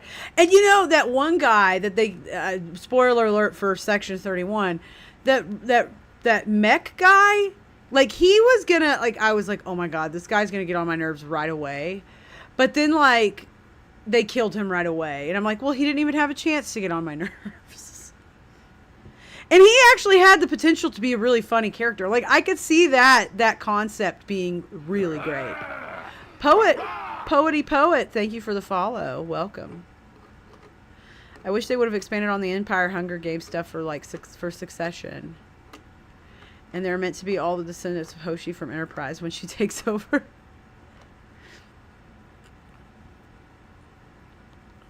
Yeah, that would have been cool. But yeah, it was Section 31 was not good. Oh, hey Lars, how you doing? It's good to see you. How are you doing these days? But yeah, oh, I'm doing all right. But yeah, like I said, King of the Hill, really fun to go to. It was really tragic. I'll say this about Jonathan Joss, though. It was like kind of seeing a steep decline in real time. As unfortunate as that is to say and know. Again, he didn't cause his own death. Like, the guy that murdered him, like, please, for the love of God, the state of Texas, please, you know, punish him to the fullest extent of the law, yada, yada, yada. Like, but the guy doesn't have capital murder charges. In fact, I wouldn't mind watching, let's watch this real quick.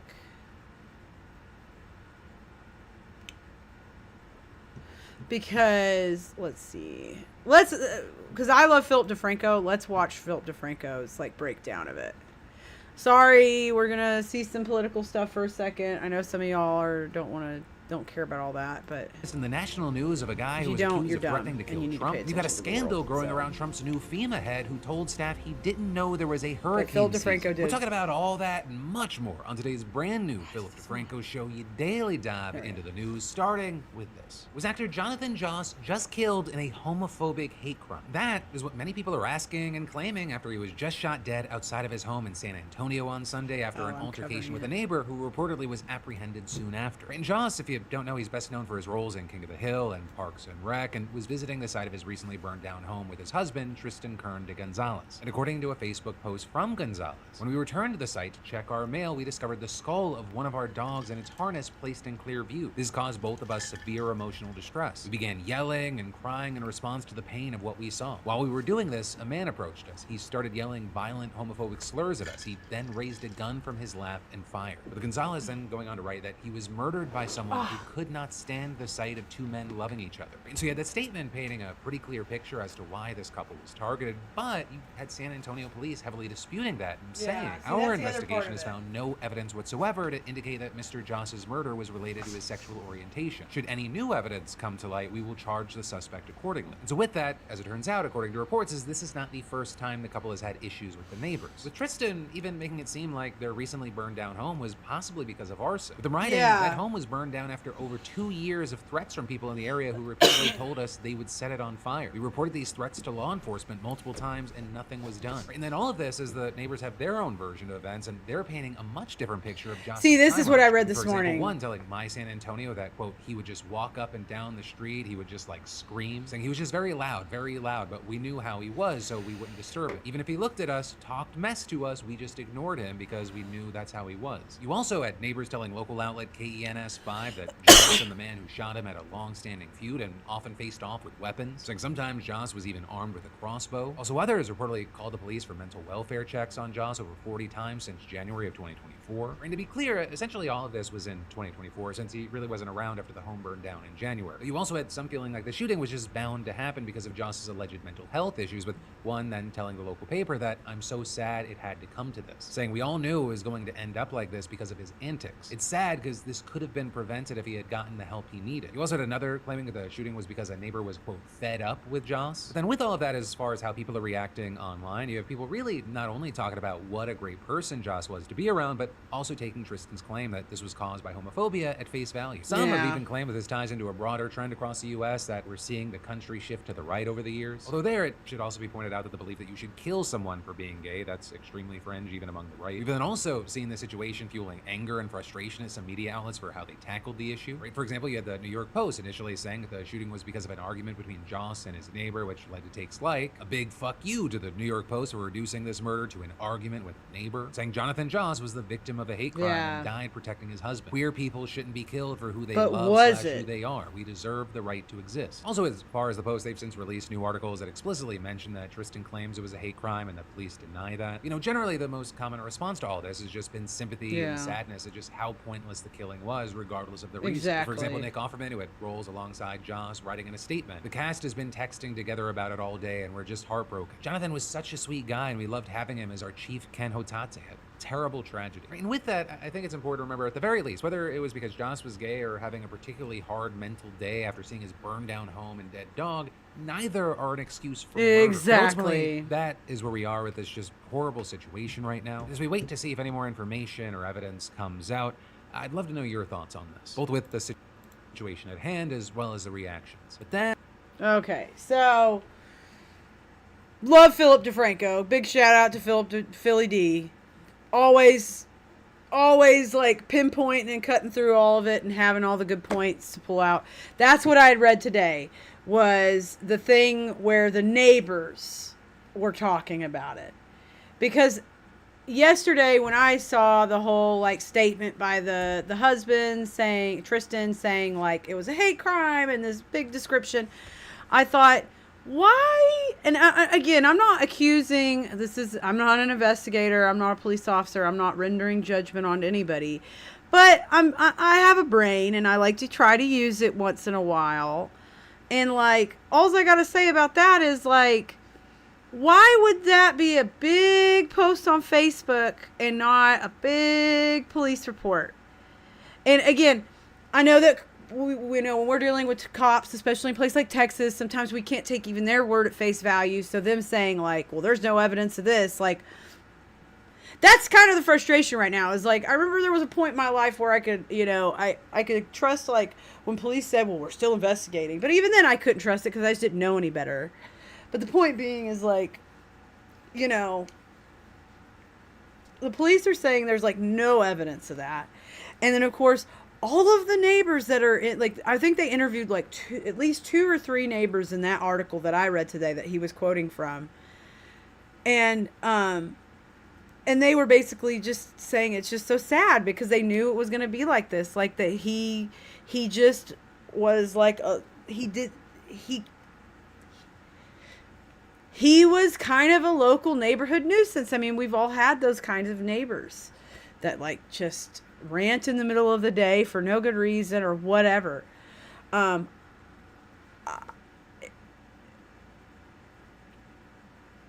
Well, but at the same time, you know, it's not like these people are going to lie about him too, Nick. Like, if they've been his neighbor for 20 years, do you think they're going to just lie to make him look bad? No, they don't have a dog in the fight with him. You know what I'm saying?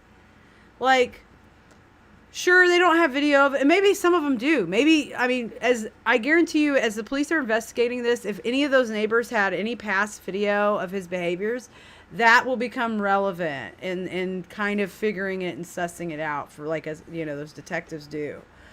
But like, because even if it's not like direct evidence about the crime, it can kind of inform, like, obviously, like, past evidence can inform how they look at, like, how they profile the people involved.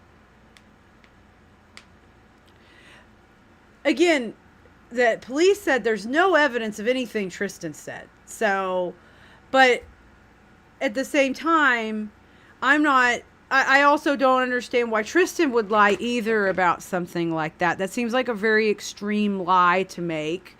So I think maybe it's true to some degree. Like, I don't know. But at the same time, it's just such a mess. And I couldn't imagine trying to sift through it right now. I think it's a combination of, like, of one, who the neighbor, whether they were reacting to him or they actually, like, truly targeted the way that Tristan describes. Again, Tristan being Jonathan Joss's husband. The neighbor, fuck them. They don't need to get a fucking gun out and kill somebody. But they did, and I hope they rot for the rest of their days for it, right? But it's, like, such a mess. It's such a mess. Because, again, the police are saying everything that Tristan said. There's no evidence of that. Tristan's saying this is what happened. But then the neighbors are also just saying, hey, like, Jonathan kind of did a lot of weird stuff. And had a lot of weird behaviors. And we all kind of knew something terrible like this was going to happen. Because that was the thing that the one neighbor said, because he didn't get the help he needed when he needed it. That's kind of the moral of the story at the end of the day. Because if he had had help earlier, he probably wouldn't have had a terrible relationship with his neighbor enough for his neighbor to give a shit about him. And he also would be in a better place. He would still be alive. There's a lot of people. I think there's a lot of people that chat, let me ask you something. You don't have to answer. This is just for you to, like, this is a rhetorical question for you to reflect on at your own pace and time. How many people in your life have you known? And you can answer if you want. I'm just saying, don't feel like I'm asking you to get an answer. I'm just asking you for you to reflect. If you wish to reflect and chat, that's okay. Please do. But if you refrain, no judgment. How many people in your life, chat, have you known that would still be with us today had they had the help when they needed it? And I get, like, you know, I'll just say this. I've in my life, you know, with my little brother, I don't talk about him much, but I have a younger brother that I grew up with who has a lot of issues. And a lot of those issues are driven by the fact that, to be fair, he was doing some really crazy shit at too young of an age. Huffing paint, doing meth. You know, just throw a rock at a bad decision, and my brother made it. At a very young age. And, like, he's kind of, there's something going, like, my brother, let me describe to you like this, chat. My brother will never be a functioning member of society. You could hand him the keys to a house, the keys to a new car, you know, access to an education, all of that. You could hand all of that to my brother, and you could hand him a stack of cash. None of that will go anywhere positive or end up anywhere positive. That home that you provided him, he won't sleep in. You know, the money you gave him, we know where that would go. the car you gave him would also end up like either crash, stolen, or worse or sold for him to get, once he's run out of money, for him to get more access to narcotics. Like, I know what it's like to be around somebody that you cannot enable. I know about the enablement game. Enabling is one of those fickle things with me. I have a very, like, being an enabler. I wasn't an enabler. I was a child trying to survive a terrible situation where my brother was like a raging drug addict. My parents were constantly unhappy and at each other's throats. I was the only positive being in that home. Like, some of y'all are like, wow, Buster's so bouncy and sweet. Yeah, because it's the only way I know how to survive. With that all said, I know what it's like to be in a situation where you're around somebody that if you give them an inch, they take a mile. Like you're trying very hard to not enable somebody. And so I can understand over the years some of, like, I'm not accusing him of being a drug addict, but I have heard talk about this with Jonathan Joss over the years of being a King of the Hill person. I don't think it's true necessarily. I think it's probably there were some mental health things going on with him. Maybe there was drugs, but I'm not going to put it all on drugs because I know what it looks like when it's all drugs. I know what it looks like when somebody's like already a little, something's up with them, and then they do a lot of drugs, and then that just makes everything, all those little things that were maybe wrong with them before, like, put on a freaking blaster, like blasted super, super loud for the rest of their life. That's what happened to my brother. So to me, I feel like Jonathan Joss is almost the opposite. Like, if there are drug issues with him, which there could have been, I think that I personally, it feels more like it was like mental health. I don't know.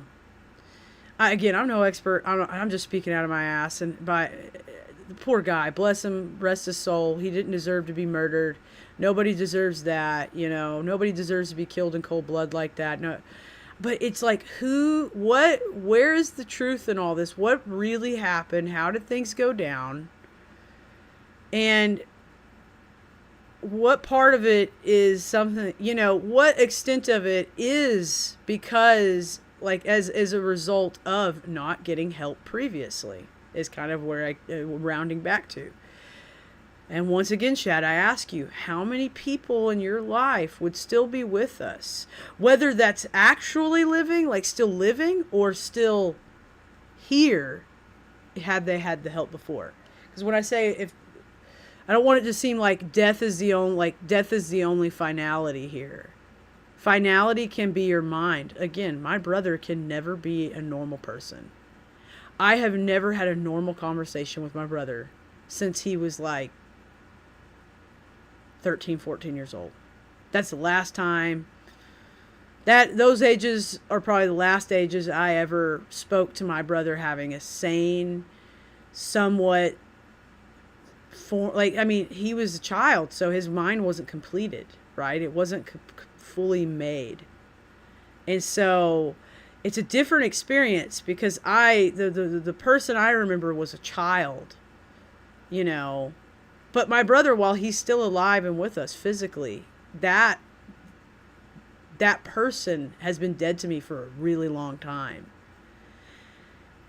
So if you get what I'm trying to say here, chat, is like, again, I go back to Jonathan Joss. He is dead. He is no longer with us. But had he had help like years ago with all this, had something happened, something real for him, whether it was like getting him help like via the traditional methods, like getting him into a rehab, like, not necessarily like rehab, but like if he needed rehab, get him into rehab. If he needed like, some kind of institutionalization, get it institutionalized, or just get him a therapist, whatever he needed. If he had that a long time ago, maybe he'd still be with us because he wouldn't be exhibiting behaviors that are strange and aggressive in his neighborhood either. Because the neighbor doesn't just shoot a guy because he's just annoyed with him one day. A neighbor shoots a guy because there is a history of conflict. Was the neighbor a bigot? Time will tell. Investigation will tell. Like, what version is truly the truest? I think a little bit of everything's true here of what's going on. I think the guy probably did have some run-ins and say some slurs. But I could see if he was acting weird in the neighborhood over time, but at the same time, like, what was there really like, what's going on? I truly hope that that's the version that happened, but at the same time, do I really want that to be the version that happened? Like, that he was just literally, like, straight up, like, executed for being queer, because then the implication there is that that's somebody in this world just had to do that, just had to take somebody's life purely because of their sexual orientation, and that's just fucked up. But then it's like, if that's not the truth, if it really truly wasn't a hate crime, then the truth is that there was a lot going on.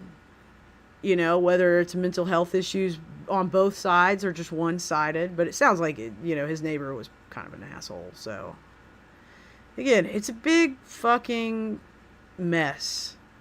And I know y'all been saying a lot in chat, and I haven't been reading all of it, and I kind of went off on a tangent there, but it's so much, Life is complicated. The end of life is complicated. I truly hope that, but at the end of the day, what Phil DeFranco was saying, it doesn't matter what the fuck was happening or how it happened. He should not have been murdered. Murder is murder. Murder is wrong. Let's see what y'all all said. Yeah, just don't know the perspective bias all the neighbors have. They could be out in support of him as best they can, or try to get this all swept under the rug ASAP. The trial will reveal all hope. Yeah, it's true. Yeah, you're right about the bias thing and find all the evidence, but they need to support all the claims in his favor right now. It's so much, he said. Strictly mental or drug addiction as well. I don't know. A guy I knew in school followed a guy out of a club to pursue an argument, ended up stabbed in the parking lot. So that really hammered into you. You don't know what other people's head state is, and you never know how far something will go once you start it. That is so true, Nick. Oh, and also the people who are alive, who could also be better if they got help when they needed it. That too. Really enjoying this conversation. I got to get all the grass off me, getting the shower, and wifey home soon. So I'm fucking mesmerized by your galaxy. Oh, thank you, Poet. It's Bliss Lights. Look up the brand Bliss Lights. It's the Skylight or something, it's the Skylight 2.0. I think they have a new version of it, like a 3.0 or something. My sister is a raging drug addict. My grandfather made the comment in regards to World War II. You can either choose to cry or laugh. Man, that's Sandgroper. That's pretty fucking raw. God, what a tough dude. That's so true. Man, I never thought about it like that, but that puts a lot, yeah. You can either cry or laugh. Or rage. Don't forget rage. Some dudes did that. That's what your grandpa, that's what he forgot. You could cry or laugh, or you can rage, and that's the worst one to do. And that's, PTSD. Not that it's a huge choice, not that these guys choose to be total dicks after war, but that was a common thing. PTSD has caused a lot of issues over the years. My sister is a raging drug addict who lost custody of my niece, never got help, never seeked help, only seek partying and drugs, and even now in her 40s, and she will just never learn or get the help she needs. I'm really sorry to hear that, Nick. Yeah, my dad died in 89 from heroin. Jeez. Golly. 89. From heroin, like an overdose? God, that's horrible. It takes a village sometimes to get people to a point where they divert from bad behavior. Really hard after your 20s. That's so true, because your village gets smaller. And also you just kind of get set in who you are, a little more. If you're capable of murder, you're probably capable of slurs. That's true, Noodly. Exactly. I'm not saying, and that's kind of my point, is all of it can be true and still not be what happened, if that makes sense. Like, all of the things that they said happened can still be true and still have happened, but not be the story or the full story, if that makes sense. That's kind of where I'm trying to say is like, I think this guy probably did say that shit. He probably, he probably did a lot of awful things to them, but at the same time, it sounds like also like Jonathan Joss, again, based on neighbors' accounts, pending their like, their, not necessarily their depth of truth, I guess is the best way to say it. He also was doing himself, like he was also a kind of like himself. He was a bit of a pain in the ass neighbor for a lot of people, but not like in a way where they all were. It just sounds like a bunch of them just found it pretty sad.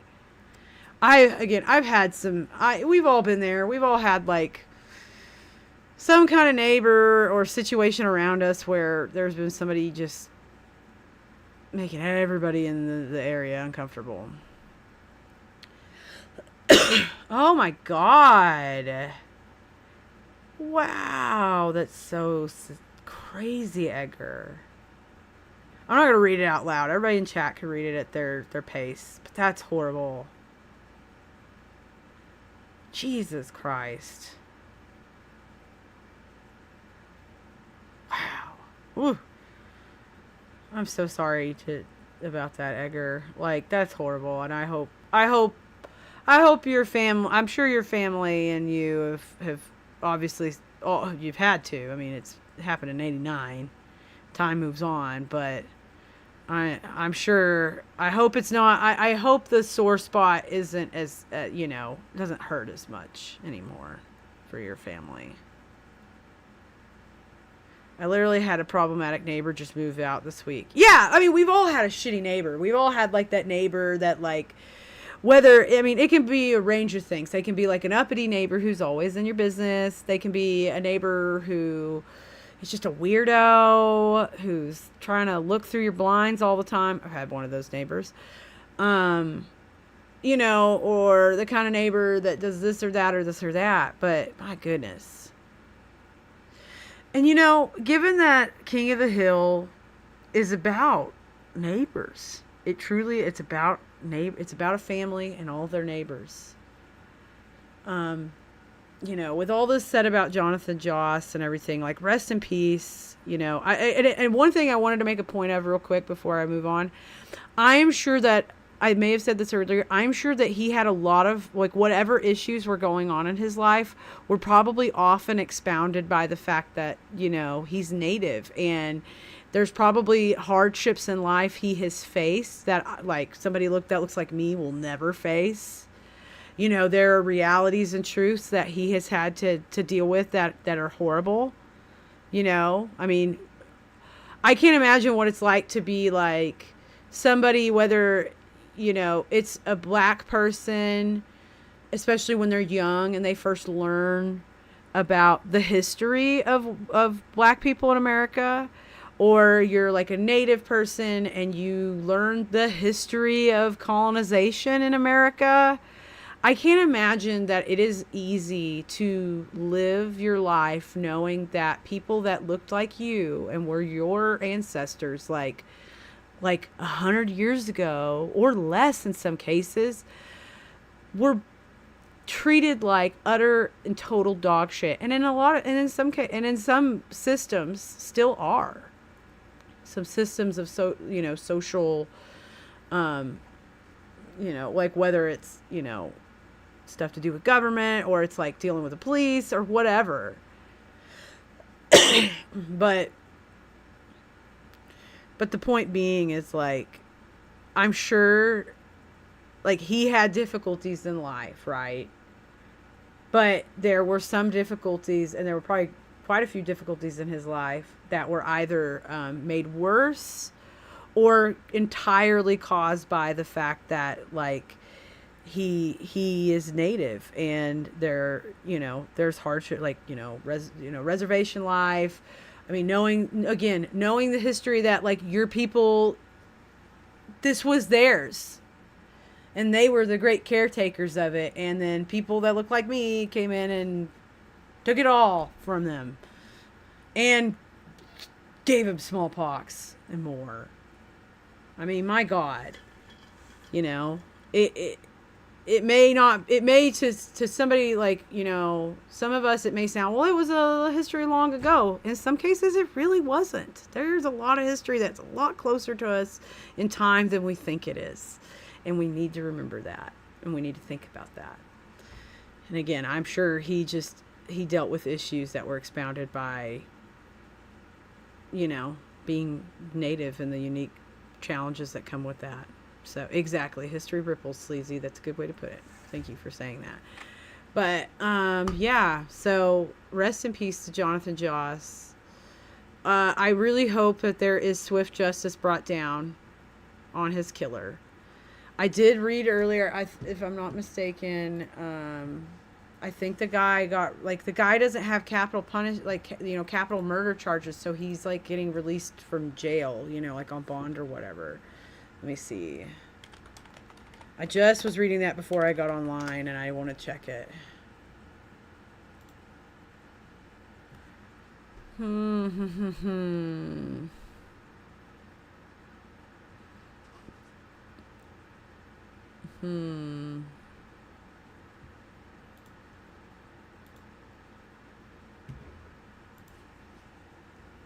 Let's see.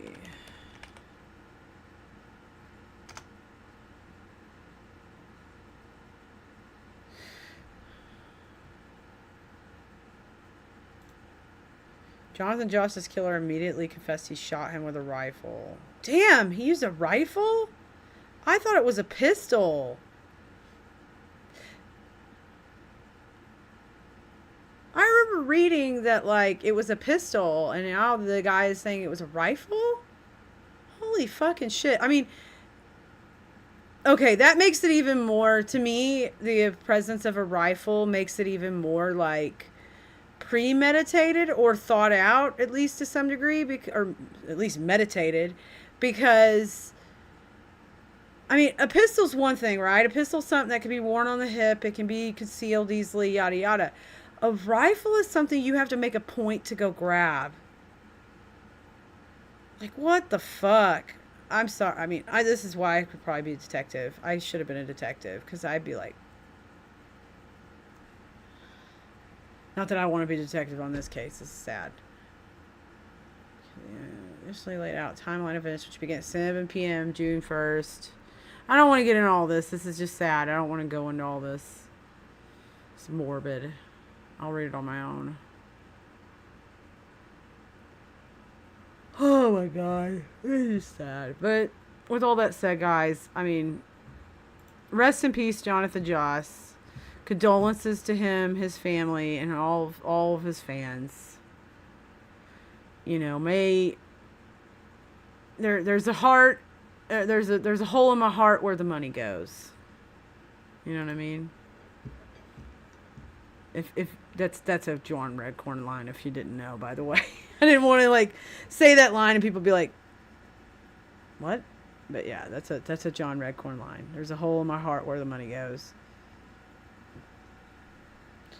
But yeah, it's really sad. I don't want to be a super downer here, so let's watch let's talk about this, because I think this will be fun to do. The new King of the Hill intro. Wait, oh, my ears keep turning off.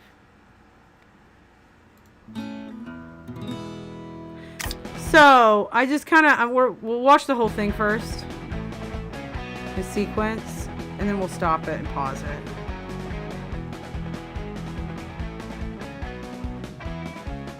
Okay. New guy moved in.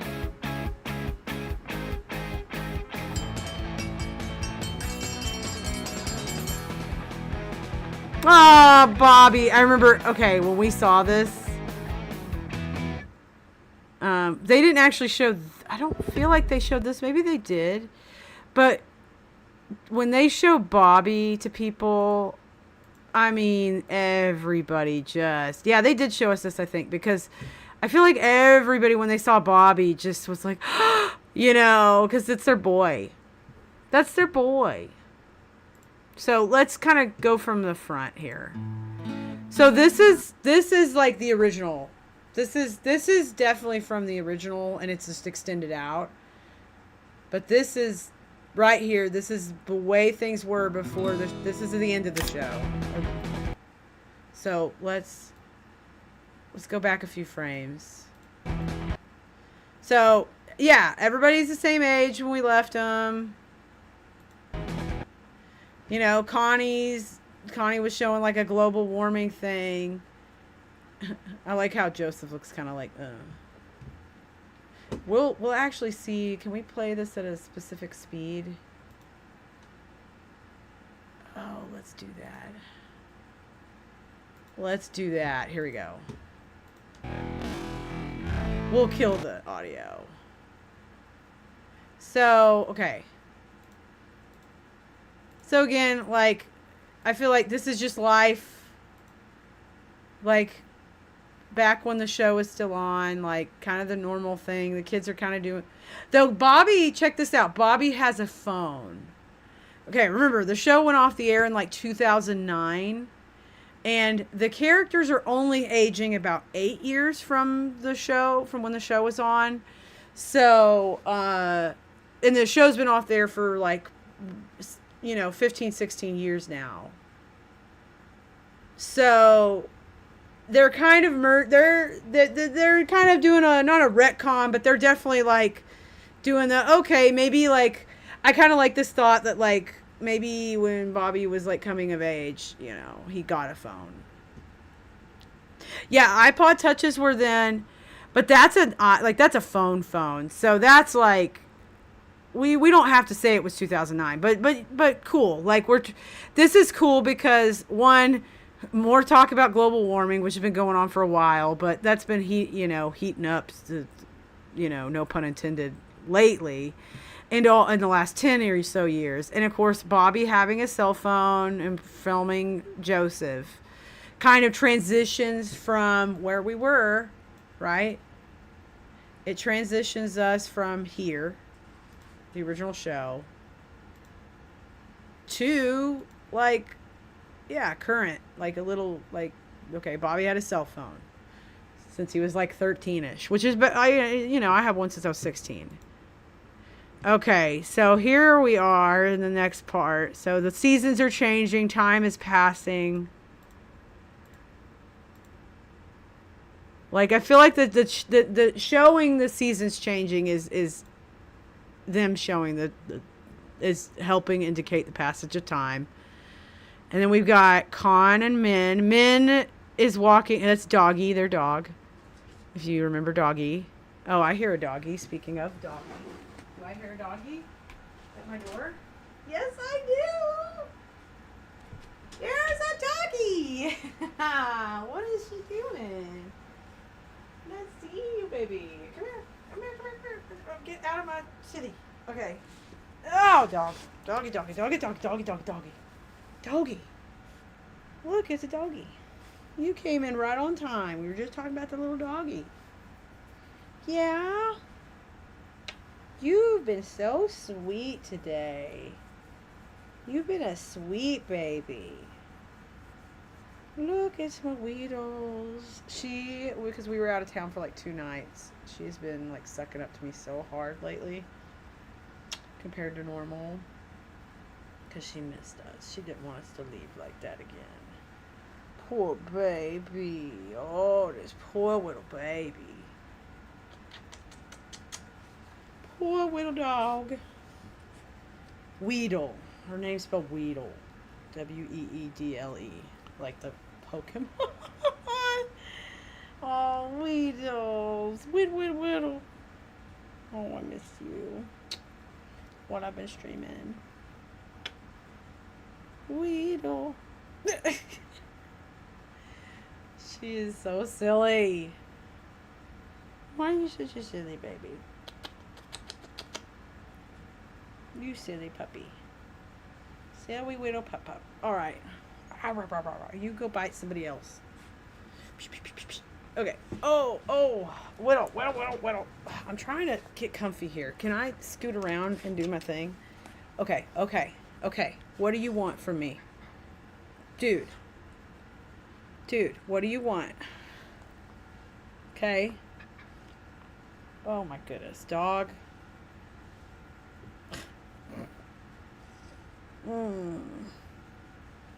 She just wants loves, chat. Oh, she wants all the loves. Okay. All right. All right. Hey, hey, hey, hey, hey, hey, hey, hey, hey. Hey, hey, hey, hey, hey, hey. Ooh. There you go. Oh, you want to get in your house? Let me fix your house. Jesus, Whittle. Okay, come here. Oh, Jesus, Whittle. Let me fix the house. Let me fix it. Let me fix it. Jeez. Okay, I'm trying to fix it. Okay. Oh, there. There. Are you happy? Your house is nice. You got your toy. You got your carrot toy. There. She's happy now. All right, here we go. So, back to where we were. Now that Whittle's settled. Settle. So, again, the passing of time. Con and Min are fighting. Now, I know some leaks that have come out about things, so I won't say any spoilers, but Con and Min fighting might be pretty relevant in the beginning of the new show. So, more time passes, more seasons.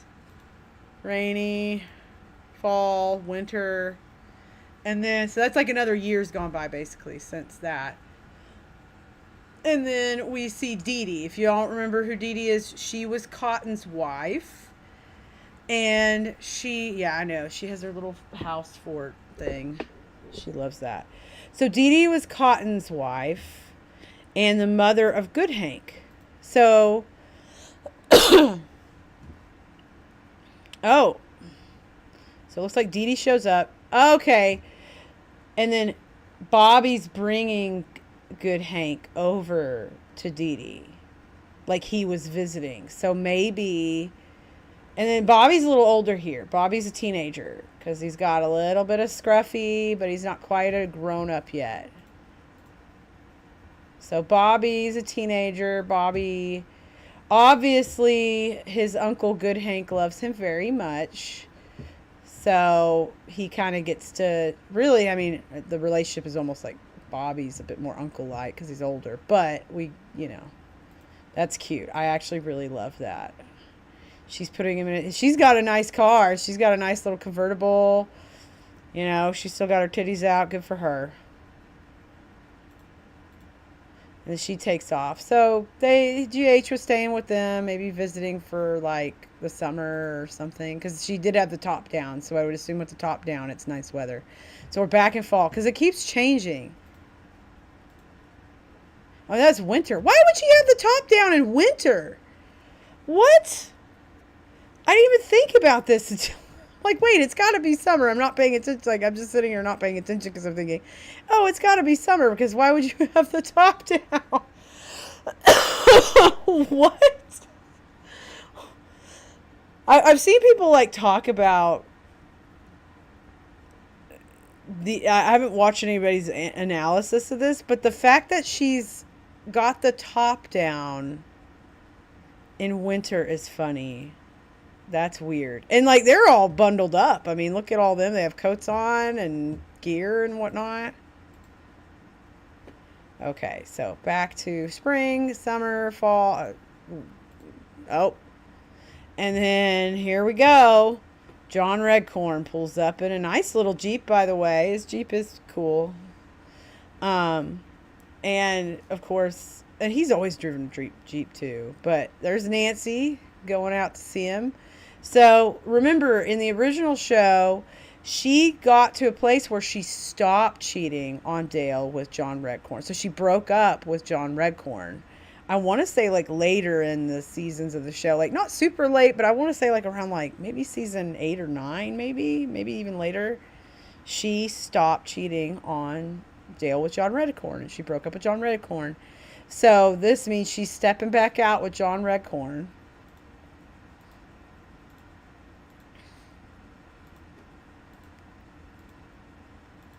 And then, okay, so now Hank disappears.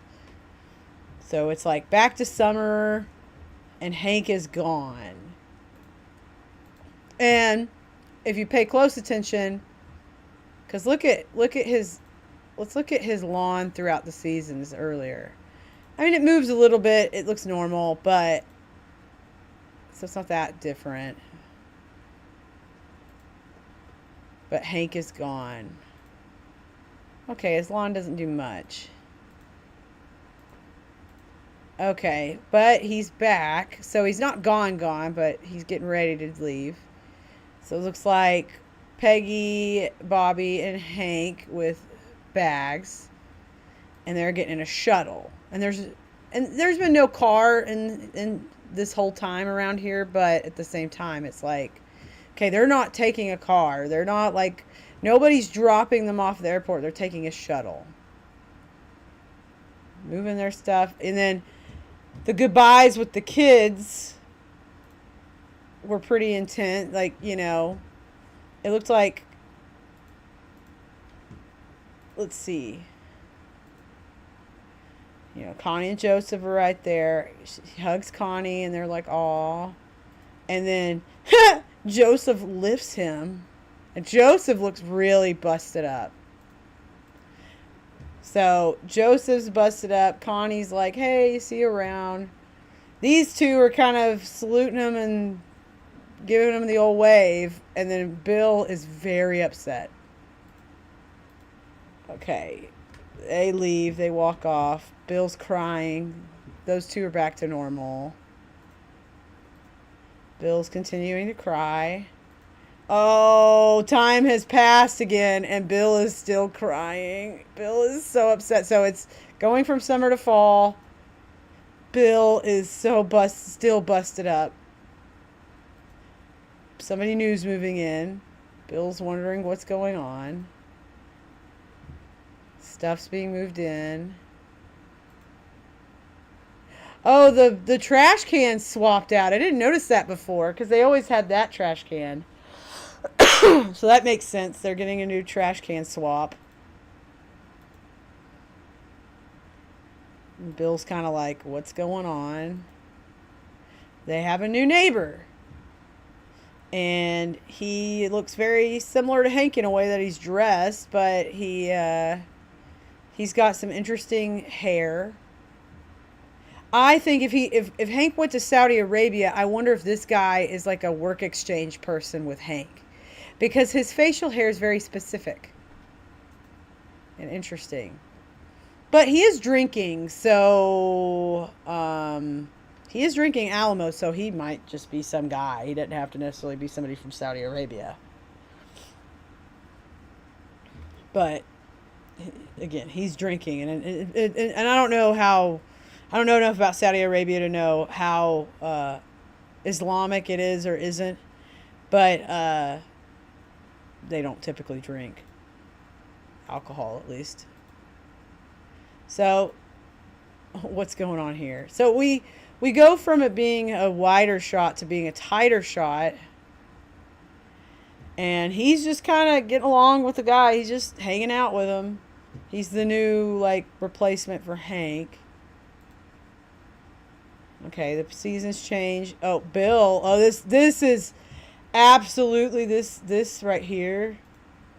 Oh, wait. This is COVID. This has to be the beginning of COVID. Because everybody's wearing masks after. I like that Dale's wearing his wrong. He's doing that thing where like he's got it down. And they're all spaced apart more, so they're like,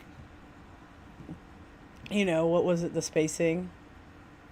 Is the tree bigger? Oh, that's a good point. Let's look.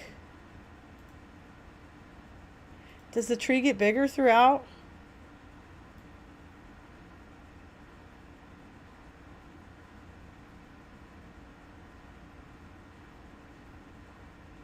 I don't feel like it's really changing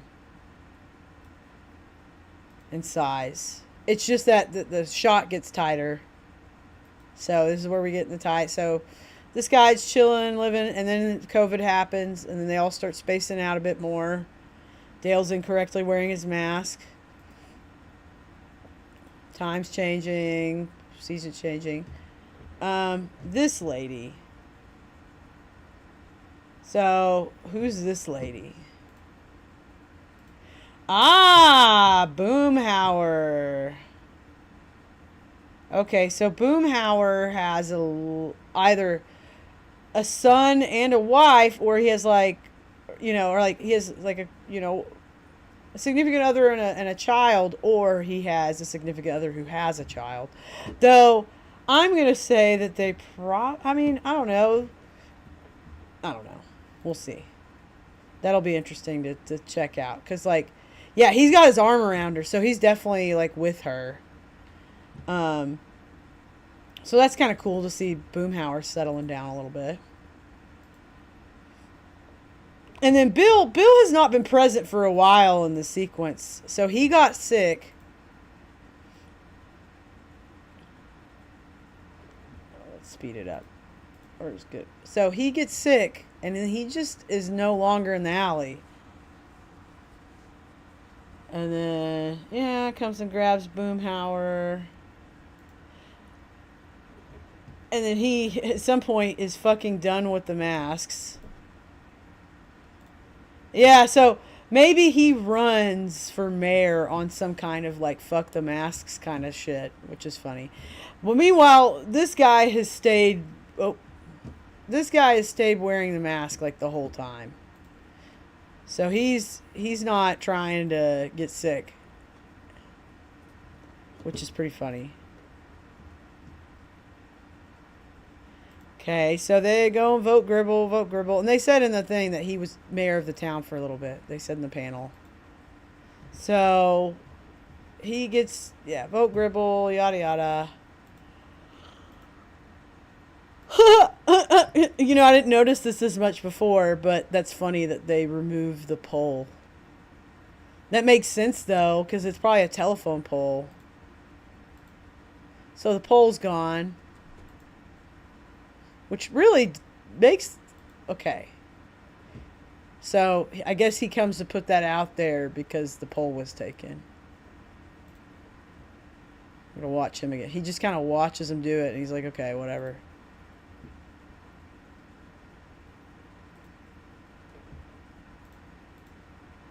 I'm trying to look at what he... Oh, it's just a transition of him wearing something different. Okay, so it's him removing his mask a little bit and drinking the beer. So he finally removes his mask after some time. Goes in. So nobody's outside for a while.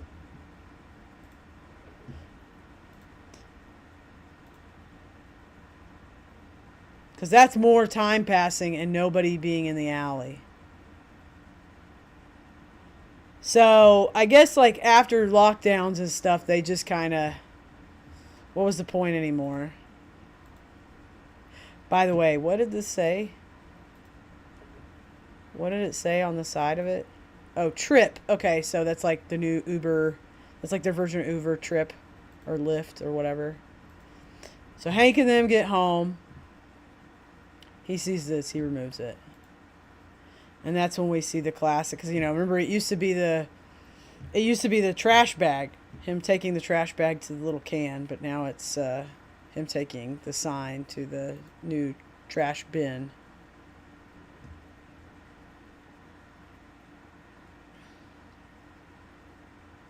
Okay, and then there they come together.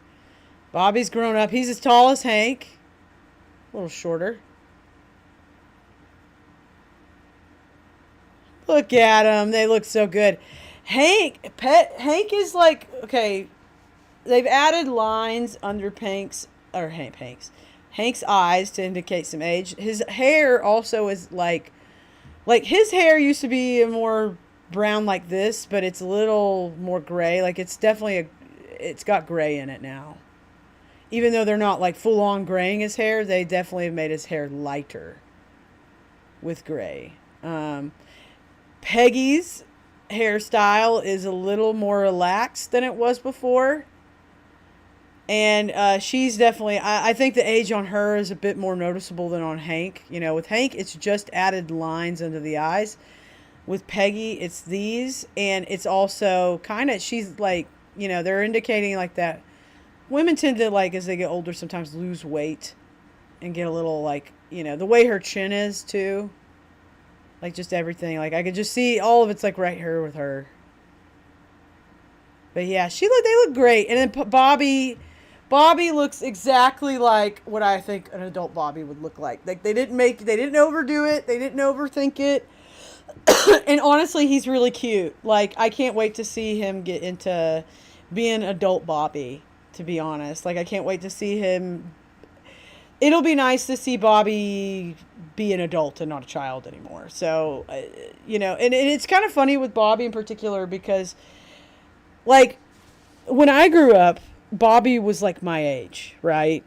Like 1997, I was 9 years old when the show came out. And then by the time the show was done, I was 20. Oh no, I was literally 19. Yeah. Because if the show ran from 97, so I was 9. Oh wait, I can't do math. To 2009, I was oh gosh. Oh no. I was I was 19. So it's kind of cool, though it doesn't make sense in the math. 97. If I was born in 88, I was 9 years old in 97. If I was born in 88, I was 21. Yeah, because 2009. So I was 21. Well, I was 8 when the show started and 21 when the show ended. Like, my family watched that show. I wouldn't say we started watching it when it was fresh. Like, we probably started watching King of the Hill when I was about like 10 or 11. Maybe even 12. So Bobby was kind of perpetually like a 12 to 13-year-old. And even as a teenager, as an older teenager, I related, like, he still went through stuff that was relatable. It was a one show my family could all sit down and agree on to watch. It was one of the few shows my family all watched together when I was a kid, was King of the Hill. So it's kind of cool to see, like, when the height of the show was when I was that age, when I was like 12 and 13. That's when it was such a ritual in my life, in my home. And to see, like, Bobby.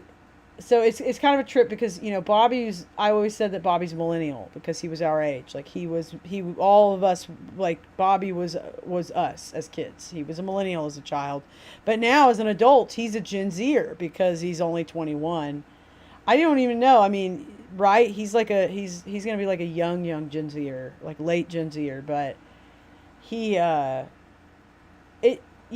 was a little part of me that was hoping that they'd actually consider, like, he'd be an accurate age. He'd be, like, more in his 30s than his early 20s.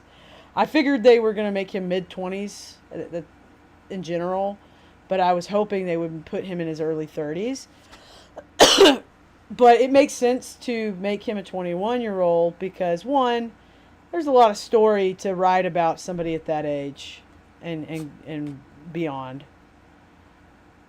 And the 20, you always got to have somebody that age in a show like that, but especially family show. But I don't know. It's just going to be really cool to see Bobby Hill be an adult because of, like, literally for what, fucking like 20 years almost. Like, when the show started in 97. So like over 20 years, like, the shows are 20-something years. The show are almost 30. We've all seen Bobby as a child. So to see him as an adult and to see Hank and Peggy and everybody get a little older too and dealing with those changes in life too is going to be great.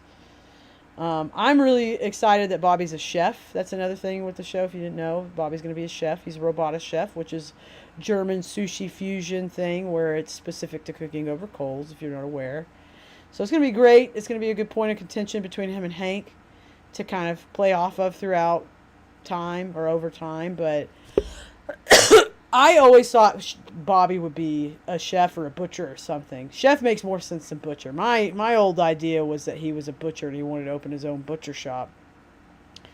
But I think cooking makes way more sense because there's a lot more creative application than being a butcher, which Bobby is a very creative person. But yeah, I think it's really cool that he's gonna be 21. At first, I was a little like I said, I wanted to see him a little older because I'm like, he's one of us. But then I'm like, the young people now need him more than we need him. And Hank and Peggy, I always thought of as Gen Xers because my parents were Gen Xers. But I realized they're probably, but the thing is with the age now, they're not like, I feel like in the show, they were supposed to be between 35 and 45-ish, somewhere in that range. And now they're going to be in like their 50s. So they're basically going to be Gen X. I don't know. I've always thought of them as Gen Xers. Just because, again, as a millennial, my parents were Gen Xers. Even though most millennials' parents are boomers, my mom had me really young. Hey, Weedle, what do you want, baby? You want out of here? You want me to take you out? Okay. So, with all that said, yeah, I'm really excited. I hope.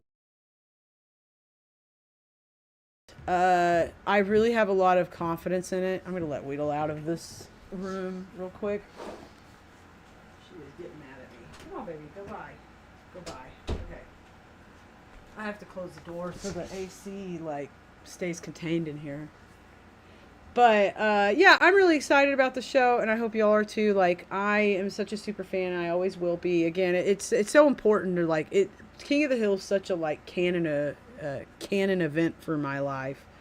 It truly, again, I cannot stress to y'all, earlier I kind of touched on about, the chaos that was my brother as a teenager, and continues to be, and so y'all can imagine, my home life as a kid could be very, very, crazy with my brother and the problems he had. So what normalcy there was really well embraced, and especially the normalcy that came before all of his issues. So King of the Hill is this really important thing to me because, again, it was the one thing that my family all sat down at the same time every week to participate in, was to watch King of the Hill together because we all loved it. My dad loved it, my mom loved it, my brother loved it, I loved it. There was no arguing. Every time it was a good time. We all enjoyed it. And it was the one thing that we all enjoyed at the same time.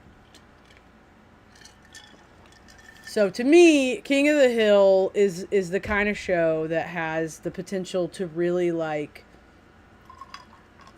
bring families together in a way that I think other animated shows have a hard time doing sometimes. I think Bob's Burgers, I'll give mention. Bob's Burgers, I think, is a great show.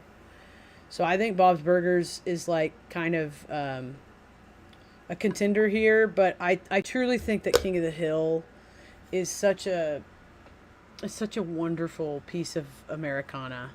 And it's so real. It's everybody. I always tell people it's the most accurate show to depict life in Texas and Texans themselves. It's never lied to you. Everything in King of the Hill is absolutely true. Not the specific story, but the that type of person in that one episode, that person absolutely exists somewhere in Texas or somewhere, it's a very, very grounded show. For being an animated show. Because one thing they talked about this weekend, which I thought was really interesting, they talked about a bunch of them came off of The Simpsons, right? Greg Daniels had come off of The Simpsons, and he said, oh my God, my hair got up my throat for a second. One of the things they talked about was I think Greg Daniels had been on working on The Simpsons at some point. And he talked about how the pacing of King of the Hill was what really set it apart from other things he had done at that time, especially The Simpsons, because he was basically saying it was the anti-Simpsons in the way it was paced. And he talked about how, in a show like The Simpsons, you're basically taught as a writing staff to get as much in it, to use all the little bit, that 21 minutes that you have to put that show, of airtime for that show. Right, because between commercials and everything, a 30-minute show is actually 21 minutes, right? So basically filling up that 21 minutes and making it as joke dense as possible. He specifically, him and Pamela, yeah. Oh my God, thank you for that. What? Oh, I'm so glad you enjoyed that. I gotta read that better. I gotta see that. Those alerts are so small sometimes. Thank you so much. You didn't have to do that, but I appreciate you. Oh my gosh, that is so sweet. What's that website called? Streamlabs. Labs. I want to see. I want to go look at my Streamlabs thing so I can see that. My dashboard so I can see that alert a little better and what all you said. Let's see. Streamlabs. Where are you? Thank you again for Roxy's SC character file. Did you know she made an appearance on ISC? Did she? Oh my God. How blind are you, Slacky? On my screen, you have to understand, y'all can put me at full screen. The way my screen's all divided up, that alert was like this big. Or at least the lettering was. The script, thank you. The script. Yeah, please. I didn't know that anything of mine made it on ISC. Any of my work. I haven't been, to be honest, I have not been using ISC lately. Or I have been not watching ISC a lot lately. Let me look at that. Oh, wrong side. What? Oh, I'm trying. I hit it on the wrong side of the computers. Let's see. There it is. Okay, that side there.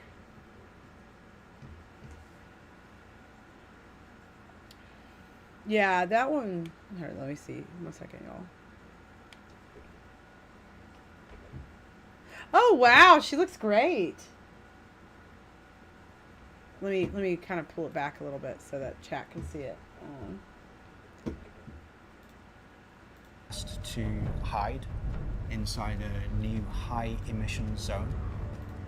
Okay, so Poet in chat works for CIG, and I won't give any specifics, but I was asked to make an avatar for them that you know is very important to them for a very good reason.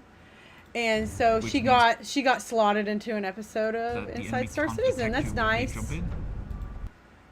So first there's a wave of scouts. I gave her that little smile. I like how much their little smile comes through, even when she's in a resting which phase. Means that the enemy can't detect you when they jump in. That one really turned out very well. There's a wave of scouts that shows up, and they're going to scan I was for their really valuable happy with her. I thought she looked very, very, very accurate to the source. That was one of my best ones, and it still is. But yeah, I'm so glad. Oh, what? Oh, she appears twice? Okay. And since they don't detect you, they give Here the all we go. clear. The target arrives, and that's the moment you jump out of the high emission zone, which will make you appear on radar, but it's too late for them to escape, and that's when you take down the cargo hauler. I'm really excited about these missions because the high mission zones will anyone to make really cool missions. That is so PvE cute. and That's PvP both of you, isn't it? That's you too. anyone to make really cool missions, both PvE. That's your blue and hair. I'm really excited about these missions because the high Aw, mission that zones is will so unlock further cute. options for Aw, anyone to she's- make oh, I'm gonna really cry. Cool missions, both PvE and PvP Oh, that's really related. sweet. Did you, can I ask, like, did they make that for you? Like, did they slot that in themselves, or were you involved in making that?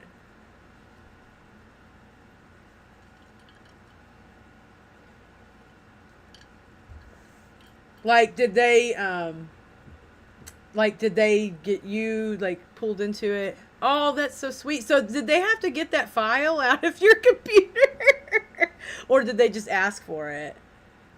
Oh, they had asked you for files. Okay, that's cool. That's really cool. So I guess they knew that I had made that file for you. I guess I assume you told some people at work. I mean, I would too if it were me.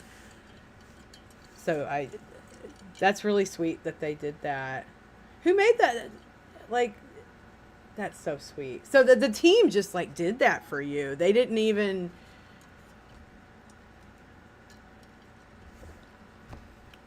Oh, okay, right on. Yeah, that's so sweet. Golly. That is so nice of them. Okay, so you kind of knew something would pop up eventually for that. You just didn't know when and what. That's so nice of them. You know, I gotta hand it to CIG. That's the thing about CIG that's great is like they will find a way to make it meaningful to somebody specific if they want, you know, if it's the right opportunity to.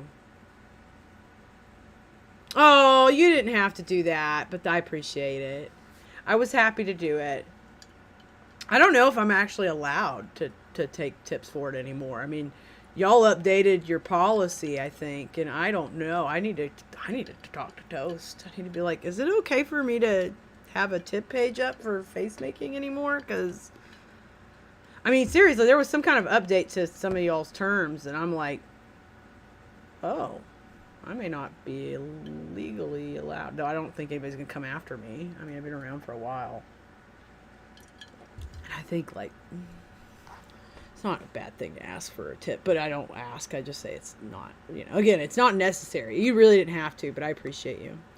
And I'm really happy that file. And if you ever want me to update it, by the way, or like take a second pass at it, now that time has passed and there's been more added to the character creator, I could probably hone it in a little more, but I think it's pretty good as is. But if you ever wanted me to take it, I would be happy.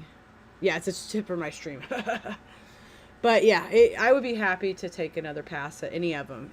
By the way, that goes for everybody. If I've ever made any kind of character file for you, and for anything, whether it's like, you know, you or some character or somebody that was really important to you in your life at some point, you know, you know, like as the updates come in, sometimes they add new character heads and skin textures with those character heads. So if anybody ever wants me to take another pass at one down the line, totally happy to do it. Just remind me who you are, what your file name was, and send me new photos and we'll do it. It is not hard at all for me. In fact, let's see if I have any new requests. I doubt I do. I doubt I have any new requests in there. Knocked my King of the Hill mug over. Let's see. Drive. That's what I'm looking for. Please, stop it. There. Like, please, stop it. Individual. Yeah, I think... By the way, the request form has over 101 entries in it, by the way, which we've fulfilled all but one.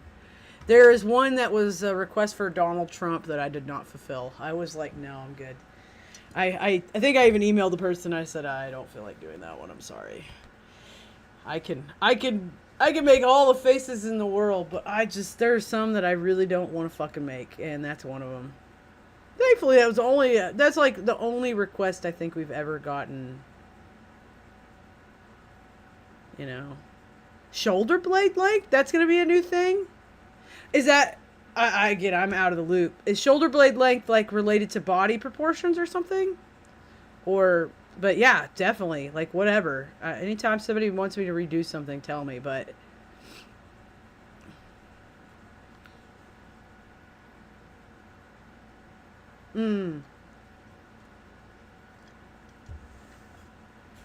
gotcha. shoulder blade length. Yeah. Yeah, there's definitely in the past I've always said that like certain attributes that people want to put in the character creator stuff like offends me a little bit. Like people are like, let's put a boob slider in. I'm like, look, I get it, but I also am like, I don't want everybody to just make big titty space girls all the time because it's tough to be a big titty girl. Like, you shouldn't have it easy in space, asshole. I wish, like, if I was the ruler of the world, okay? If I was the megalomaniac that ruled the entire world with great peace and prosperity, you know, I am empire, you know, that kind of thing. I definitely would want all, like, in my, like, archaic world of punishment, which wouldn't be super archaic, but just in that idea, like, tit for tat kind of punishments, I would, like, anytime, like somebody is, like, charged with something, like, I don't know, being, like, like, groping people and being a creep in general, like, I would literally, like, the punishment that would be rendered upon them is they have to live. Like, they have to live in a bodysuit for, like, a certain amount of time as that gender that they've been assaulting or bothering or being a general nuisance to. And, like, they would have to, like, you know, like, a dude would have to wear a very well-made, like, suit every day. Like, he basically, it would be like forcing them into drag or something. It would be like, no, you have to, like, live in a suit that makes your boobs heavy, right? Like, makes your ass knock shit over on the coffee table all the time. Like, that dude would have to live with what it's like to have a woman's body. Not without having one, right? Without having one in reality, but with, like, the weight the weight distribution of a woman's body. I think a lot of y'all would shut the fuck up about titties and everything all the time. My God. Which, don't get me wrong, guys. Enjoying them is totally fine. Everybody loves titties. I don't care if you're a gay dude, a straight woman, or whatever. Or an asexual person. Whatever you want to be, honey. I don't care. But the deal is everybody's like, when they see good ones. Like, I'm sorry. You know how many times I've been in public and I just see, like, a really beautiful woman with, like, great shape and figure, and I'm like, I'm trying not to, but I'm doing it. You know? There's nothing wrong with that, and, like, that will never be, to me, nothing that's wrong. It's how you react, how you express it to people that makes all the difference, right? Like, and then, like, dudes that get on the internet and, like, they're like, oh, they just want, like, the giant titty slitter, the giant ass slider. I'm like, because if everybody just gives themselves big boobs in a game, then nobody looks unique anymore. Some people are cool, though. Some people do all that. All I want, here's my request to CIG. This is what I'll say to CIG if they ever decide to have sliders that adjust at least breast size and things like that. Please have an make them asymmetrical, because they are never twins. They are always sisters, but they are never twins. So there needs to be natural asymmetry. I'm just saying. Side glance behind the sunglasses, respectfully. Exactly. Like, that's it. Like, it is fine to, like, you know, somebody's walking by and you're like, fuck. Like, right? Like, that happens to all of us. Like, we're all human, guys. We've all been there. Even girls. Girls do that stuff. Like, to you dudes out there, women do that way more often than they think. Like, and to the types of men that you don't think we do it to. Like, there's always these dudes that are, like, out there, like, oh, yeah, like, you gotta get jacked and blah, blah, blah, blah. Like, they think, like, the ideal male to a woman is, like, this really muscular, very fit, you know, specific looking, kind of, like, tall, all that, you know. It's, like, this kind of fit, skinny, tall dude, but still somehow is a giant at the same time. It's weird. That's not what I mean. Sure, everybody like women are not a monolith, just like men aren't a monolith, or theys and thems are a monolith, right? Everybody likes what they like. But man, I think the thing that women are the most attracted to in men that men just don't fucking get is like, I'm trying to find a way to describe it. It's the way that you exist. I know that's very vague to say, but it's the way in which you exist. You know, it's the way you walk. It's the way you talk. It's the way you grab your drink, like how you put your hand on that drink when you pick it up. It's the way you know, like sometimes when you get out of a chair and like maybe like your hip socket feels a little off, so you kind of do this weird jangly thing. It's those things. It's that stuff. Yes, the projection of energy. That's a good way to describe it. That's really good. Yeah, the source. Oh, wait. The source of my body projection of energy? What? Don't care going to learn fly planes instead of worry about people perceive. There you go. And that's fine, too. That's another thing that's really attractive about men that men don't understand is, again, going back to the ways you exist, also the ways you do. The ways in which you not just express yourself, but like directly, but in an indirect way, if that makes sense. Like, you know, the way you get confident because you're doing something you've done a million times before and you know how the fuck you're doing it. You don't think about it, right? Like, that's attractive, or whatever. Or when you're going into something new, the way in which you approach it. The way y'all do is so important to us, and that's the thing that y'all don't get. And again, it goes in hand with the way in which you exist. I think they're both like kind of the same thing, but somewhat apart. Oh, yeah, exactly. Yeah, I was making sure I didn't misread that, but I thought I read that right the first time. Like, yeah, projection of energy, that's a good way to describe it. Yeah, for sure. Yeah, exactly. I mean, it must be tough to be a dude sometimes with like there's certain things about being a guy I could never do, right? Or I mean, I could do them, but I just wouldn't want to.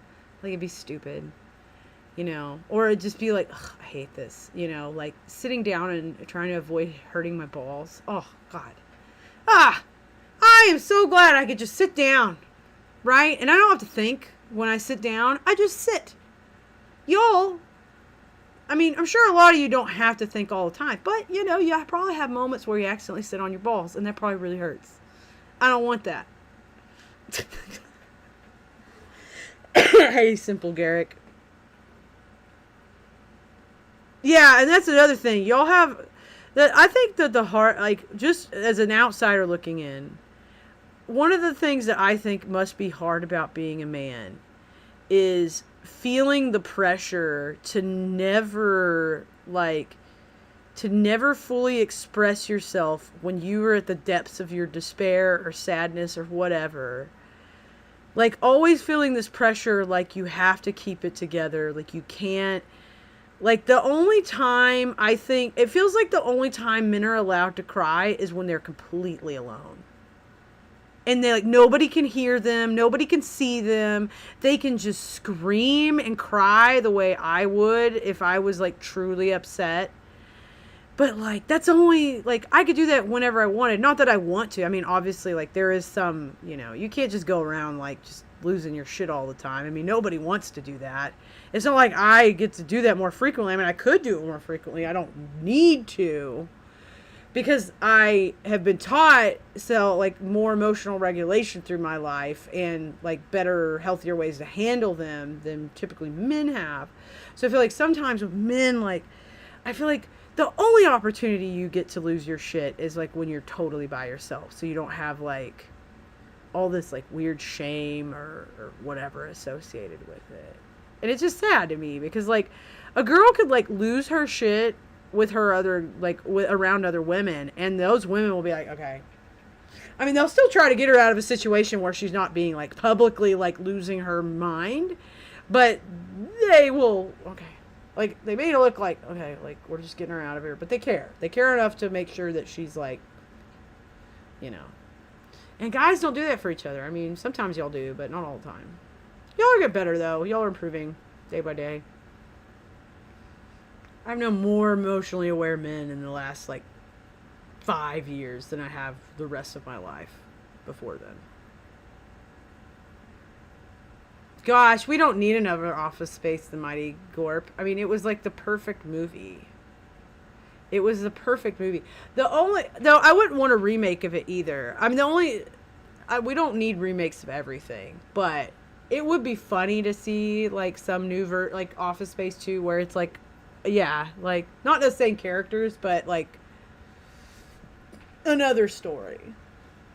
That's what I would want it to be if it was another Office. I wouldn't want the same characters. I just want a new story in like in the same, like in a similar vein to the first one, but not the same story, obviously.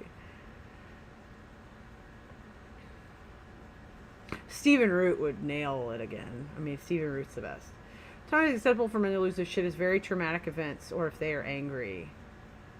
Yeah, and that's the thing is like nobody bats an eyelash when a man's like fucking going nuts with anger, which is violent. Like that's the most violent of all the emotions, and that's the one that we have seen the most from y'all over the years, over the millennia and centuries.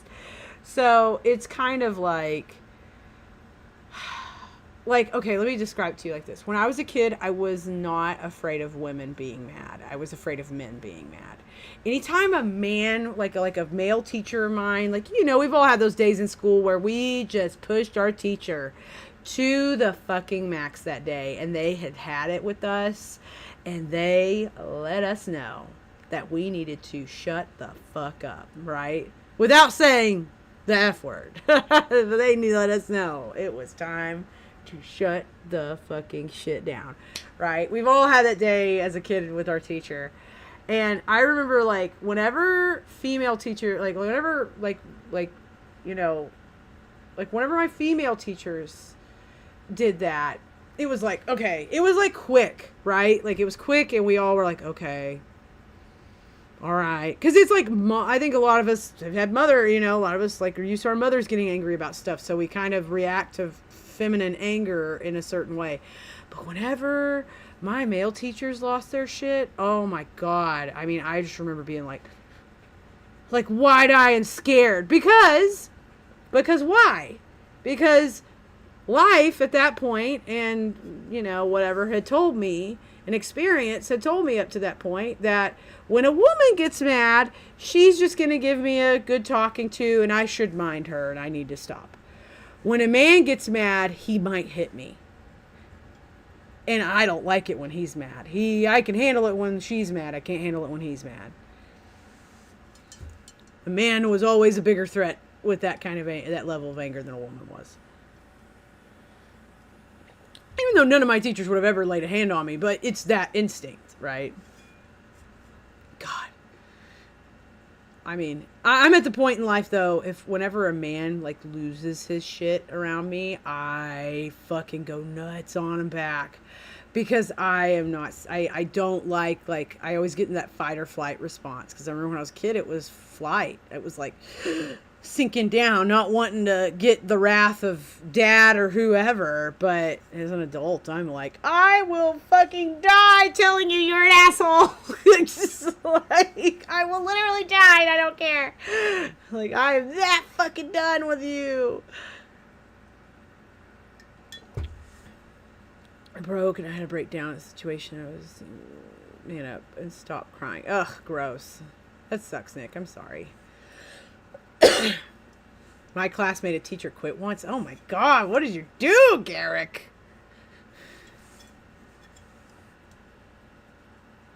I get judgy stares when I break, and I think my reason is valid. Yeah, I think anybody who breaks, honestly, I think anybody who's having a moment publicly in any capacity or breaks, I think everybody gets a judgy stare. Women not, but I will say women don't get it as harshly as men do. I think it's easier for women to socially recover from it. Let me put it that way. In like in the social, like, societal context, like, it is much easier for a woman to recover from, like, a break in front of other people than it is from a man socially, because people will be like, oh, with a guy, whereas women, they'll be like, well, you know. So anybody breaking is usually just still, like, jarring to people. We just weren't listening to her, and someone kept calling her racist, so she just walked out. Was she being racist? So, that's what you're saying. Y'all just weren't listening to her, and then somebody just was being a dick and calling her racist for no reason. And then she just was done.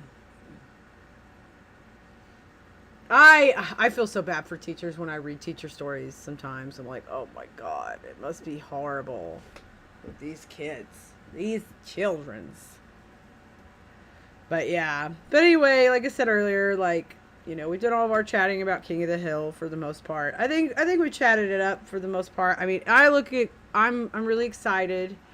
We did see like 2 minutes of the first episode, and I'll tell you what it was. It was the cold. You know how King of the Hill always cold opens?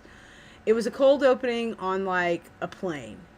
And there's people lined up in front of the bathroom, and somebody's, you could tell, like, just from that alone, like, somebody's in the bathroom holding things up. And it's Hank. And Hank's, like, in there, like, it cuts to Hank in the bathroom, and he's like, oh, just a minute, you know, that whole thing. And then Peggy's out, like, next to the aisle, like, she's in, like, her aisle of seats, so she's, like, standing in front of her seat, or in her row of seats. But she's not, like, in the row between seats. But she's talking to the people kind of waiting on Hank. She's like, oh, well, just be patient with him. That's my husband. He has a narrow urethra. And I want to say, like, Hank kind of overhears it. And he's like, oh. And Peggy's doing her thing, telling everybody about his narrow urethra. Ugh. And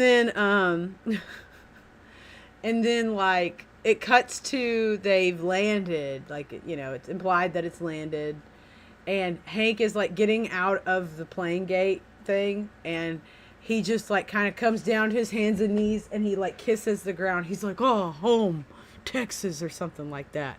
And then that's all they really showed us. That's it. So they're on their way home from Saudi Arabia. She's telling everybody about his narrow urethra while he's holding up the bathroom line on the plane, and then he kisses the ground when he gets back to Texas. Pretty accurate. I think it's going to be a good show, and I think they're going to stay in the same vein of what it's always been. It's just going to be in a different, more updated world, right? Like a little more... It's going to be in today's world, not in 2009 or before's world. Not in the 1997 through 2009 world. So, which is going to be fun. I can't wait to see kind of the Hills dealing with modern life. And one of the things that I think is one of the devices, like, I think one of the reasons they sort of chose for Hank to be, like, out of the country and in Saudi Arabia for several years is I think the point of that is to sort of illustrate, like, it's to sort of like put the Hills in like their own little capsule away from America so that they can return and have like the reaction to everything like it just happened for them, right? Like, again, they've been in Saudi Arabia for a few years. Like before, it looked like in the thing we watched, they left like well before the pandemic.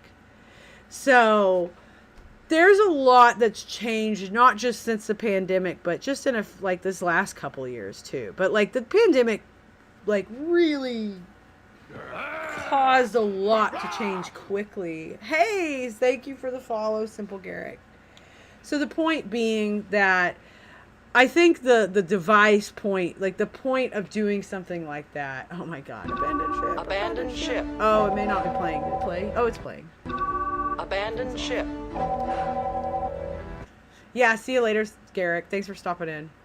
But I think the point of that, it truly is to put them in sort of a little bit of a time capsule between 2009 and now, even though it's only 8 years of aging that's happened. So they've only been gone for 8. But to sort of put them in this time capsule and away from America, so when they return to Arlen, it's kind of a new thing to them, which I think is good. I actually think that's a pretty genius way to sort of make the show fresh again, if that makes sense. So I'm really excited for it, and I think it's gonna be great. Once again, it's just such a fucking tragedy what happened to Jonathan Joss. Nobody deserves to be murdered. But it's such a mess, and nobody, like, you know, we will figure out what is going on. Like the hopefully the police will, somebody will. And